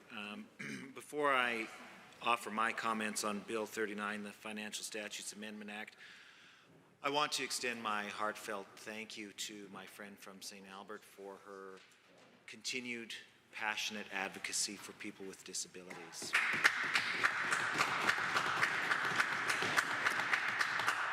A few weeks ago, I was listening to conservative political commentator David Frum reflecting on the legacy of now former Prime Minister Justin Trudeau. And while he was talking about Justin Trudeau's legacy, he made the comment that people who seek elected office do so for either one of two reasons. They're either trying to be somebody or they're trying to do something. And my friend from St. Albert, for the last 10 years, has been crystal clear about why she wants to be in this job, and that is to do something to make the lives of disabled Albertans better. And I respect her tremendously, and I'm so grateful that she has been so consistent in her advocacy for the disabled Albertans, and I thank her for that work. and I strongly believe that Albertans would be very well served if all of us were as laser focused on our purpose for being here as the member from St. Albert. So I deeply appreciate her comments this afternoon. And while the compliment train is rolling, Mr. Speaker, I also want to thank the Finance Minister, not for this bill, but for kindly including me in his introduction of J.C. Sherrick Hannah School when they were here to visit yesterday. I didn't know they were visiting. He made me aware beforehand, and he kindly included the fact that I'm a proud alumnus of J.C. Sherrick School, and I appreciate that. So thanks to the Finance Minister for that. Unfortunately, I have to stand and oppose this bill, and in large part because of the changes that it's making to the Legal Professions Act, Mr. Speaker. You know, this bill is making significant changes to legal aid funding and grants from the Alberta Law Foundation, increasing the amount of the contribution that the Alberta Law Foundation is expected to give to support legal aid from 25% of the interest that it collects on money held in trust to 50%. And that's to cover the shortfall in government funding that the government is cutting from the budget. And, you know, access to justice is a fundamental foundation of the democratic system. And I've been incredibly concerned about the erosion of the rule of law in our neighbors to the south. We have seen many stories coming from the United States about permanent residents in that country who are being disappeared with no due process and no legal recourse. People literally kidnapped while they're walking the streets and flown to foreign prisons without being held, without a trial being held before a judge or even being able to talk to a lawyer. They have no due process whatsoever. And I am grateful that right now in Canada we don't seem to have those kinds of things happening, as far as I know. At least they're not making the news. And I very much cherish the fact that citizens and permanent residents still have the right to due process. But in order to meaningfully exercise that right, Mr. Speaker, they also need to have access to legal expertise so that they can understand and meaningfully participate in that due process. And I'm really afraid that the cuts to legal aid and the changes to how the Alberta Law Foundation's trust monies are administered will seriously erode people's access to justice. A few years ago, Mr. Speaker, I had a fellow come into my office because he was in some serious legal trouble. He had been, he was a permanent resident of Canada. He had recently immigrated from, I believe it was the Ivory Coast. And during his time here, he had been charged and convicted of a crime and sentenced to prison. He had served his time, but because he had been sentenced to prison, Mr. Speaker, he had had his children taken away from him by Children's Services, and he was facing deportation. And I have no comment whatsoever on the merits of the case. I don't know if he deserved to have his children taken away, and I have no idea if he deserved to be deported. But I do know that as a permanent resident of this country, he had the same right to due process that any of us would enjoy. But because he was an immigrant from Ivory Coast, he faced significant barriers to being able to meaningfully participate in that due process. First of all, he did not speak English as a first language. I believe his first language was French, although I can't be 100% sure of that. But he did not speak English well enough to understand the laws that he was subject to. And he needed to retain the services of people who could not only explain to him the legal technicalities of his case, but also explain it to him in a language that he could understand. This is a significant expense, Mr. Speaker, that he simply could not afford. And he required legal advice on a number of different topics. He required legal advice on criminal law, he required legal advice on family law, and he required legal advice on immigration law. So 3 very different areas of law, all wrapped up into one case, Mr. Speaker, and this man had really had to rely on the kindness of strangers in his case, because at that time, legal aid and all of these charitable foundations were overtaxed and couldn't provide him with the services that he needed. And so members of the community stepped up and helped him out as best they could. But it was imperfect, Mr. Speaker, and I really fear that that man didn't receive a fair hearing because he didn't have access to the legal services that many of us here in this chamber could afford and are able to access simply because we speak English. And so when I see that the minister is going to give himself the power through this bill to personally approve grants that the Alberta Law Foundation hands out in any amount over $250,000, this gives me great concern. And I know I've referred many constituents in my office to the Edmonton Community Legal Center, and they have right on their website, if you go to their website right now, they have a warning to everybody who's looking at their website about the cuts that the government is making to them and the impact that that will have. And I think they estimated that approximately 40,000 people access their services. We can't meaningfully give people access to due process if we continue to cut the services that are meant to make that access meaningful, Mr. Speaker. So for those reasons, I oppose this bill, and I encourage all members to vote against it. Thank you. Any other members wishing to speak? The Honourable President of Treasury Board and Minister of Finance to close debate.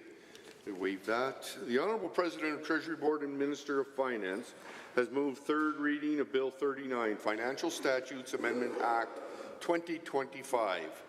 Those in favour of the motion for third reading, please say aye. Aye. Any opposed, please say no. No. That motion is carried.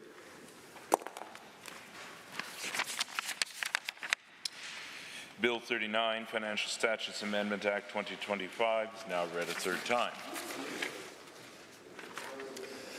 Deputy Government House Leader. Thank you very much, Mr. Speaker. I now move that the Assembly be adjourned until 1:30 p.m. on Monday, May 12, 2025. Having heard the motion from Deputy Government House Leader, all those in favour, please say aye. Aye. Any opposed, please say no. That is carried, and the House stands adjourned until Monday at 1:30 p.m.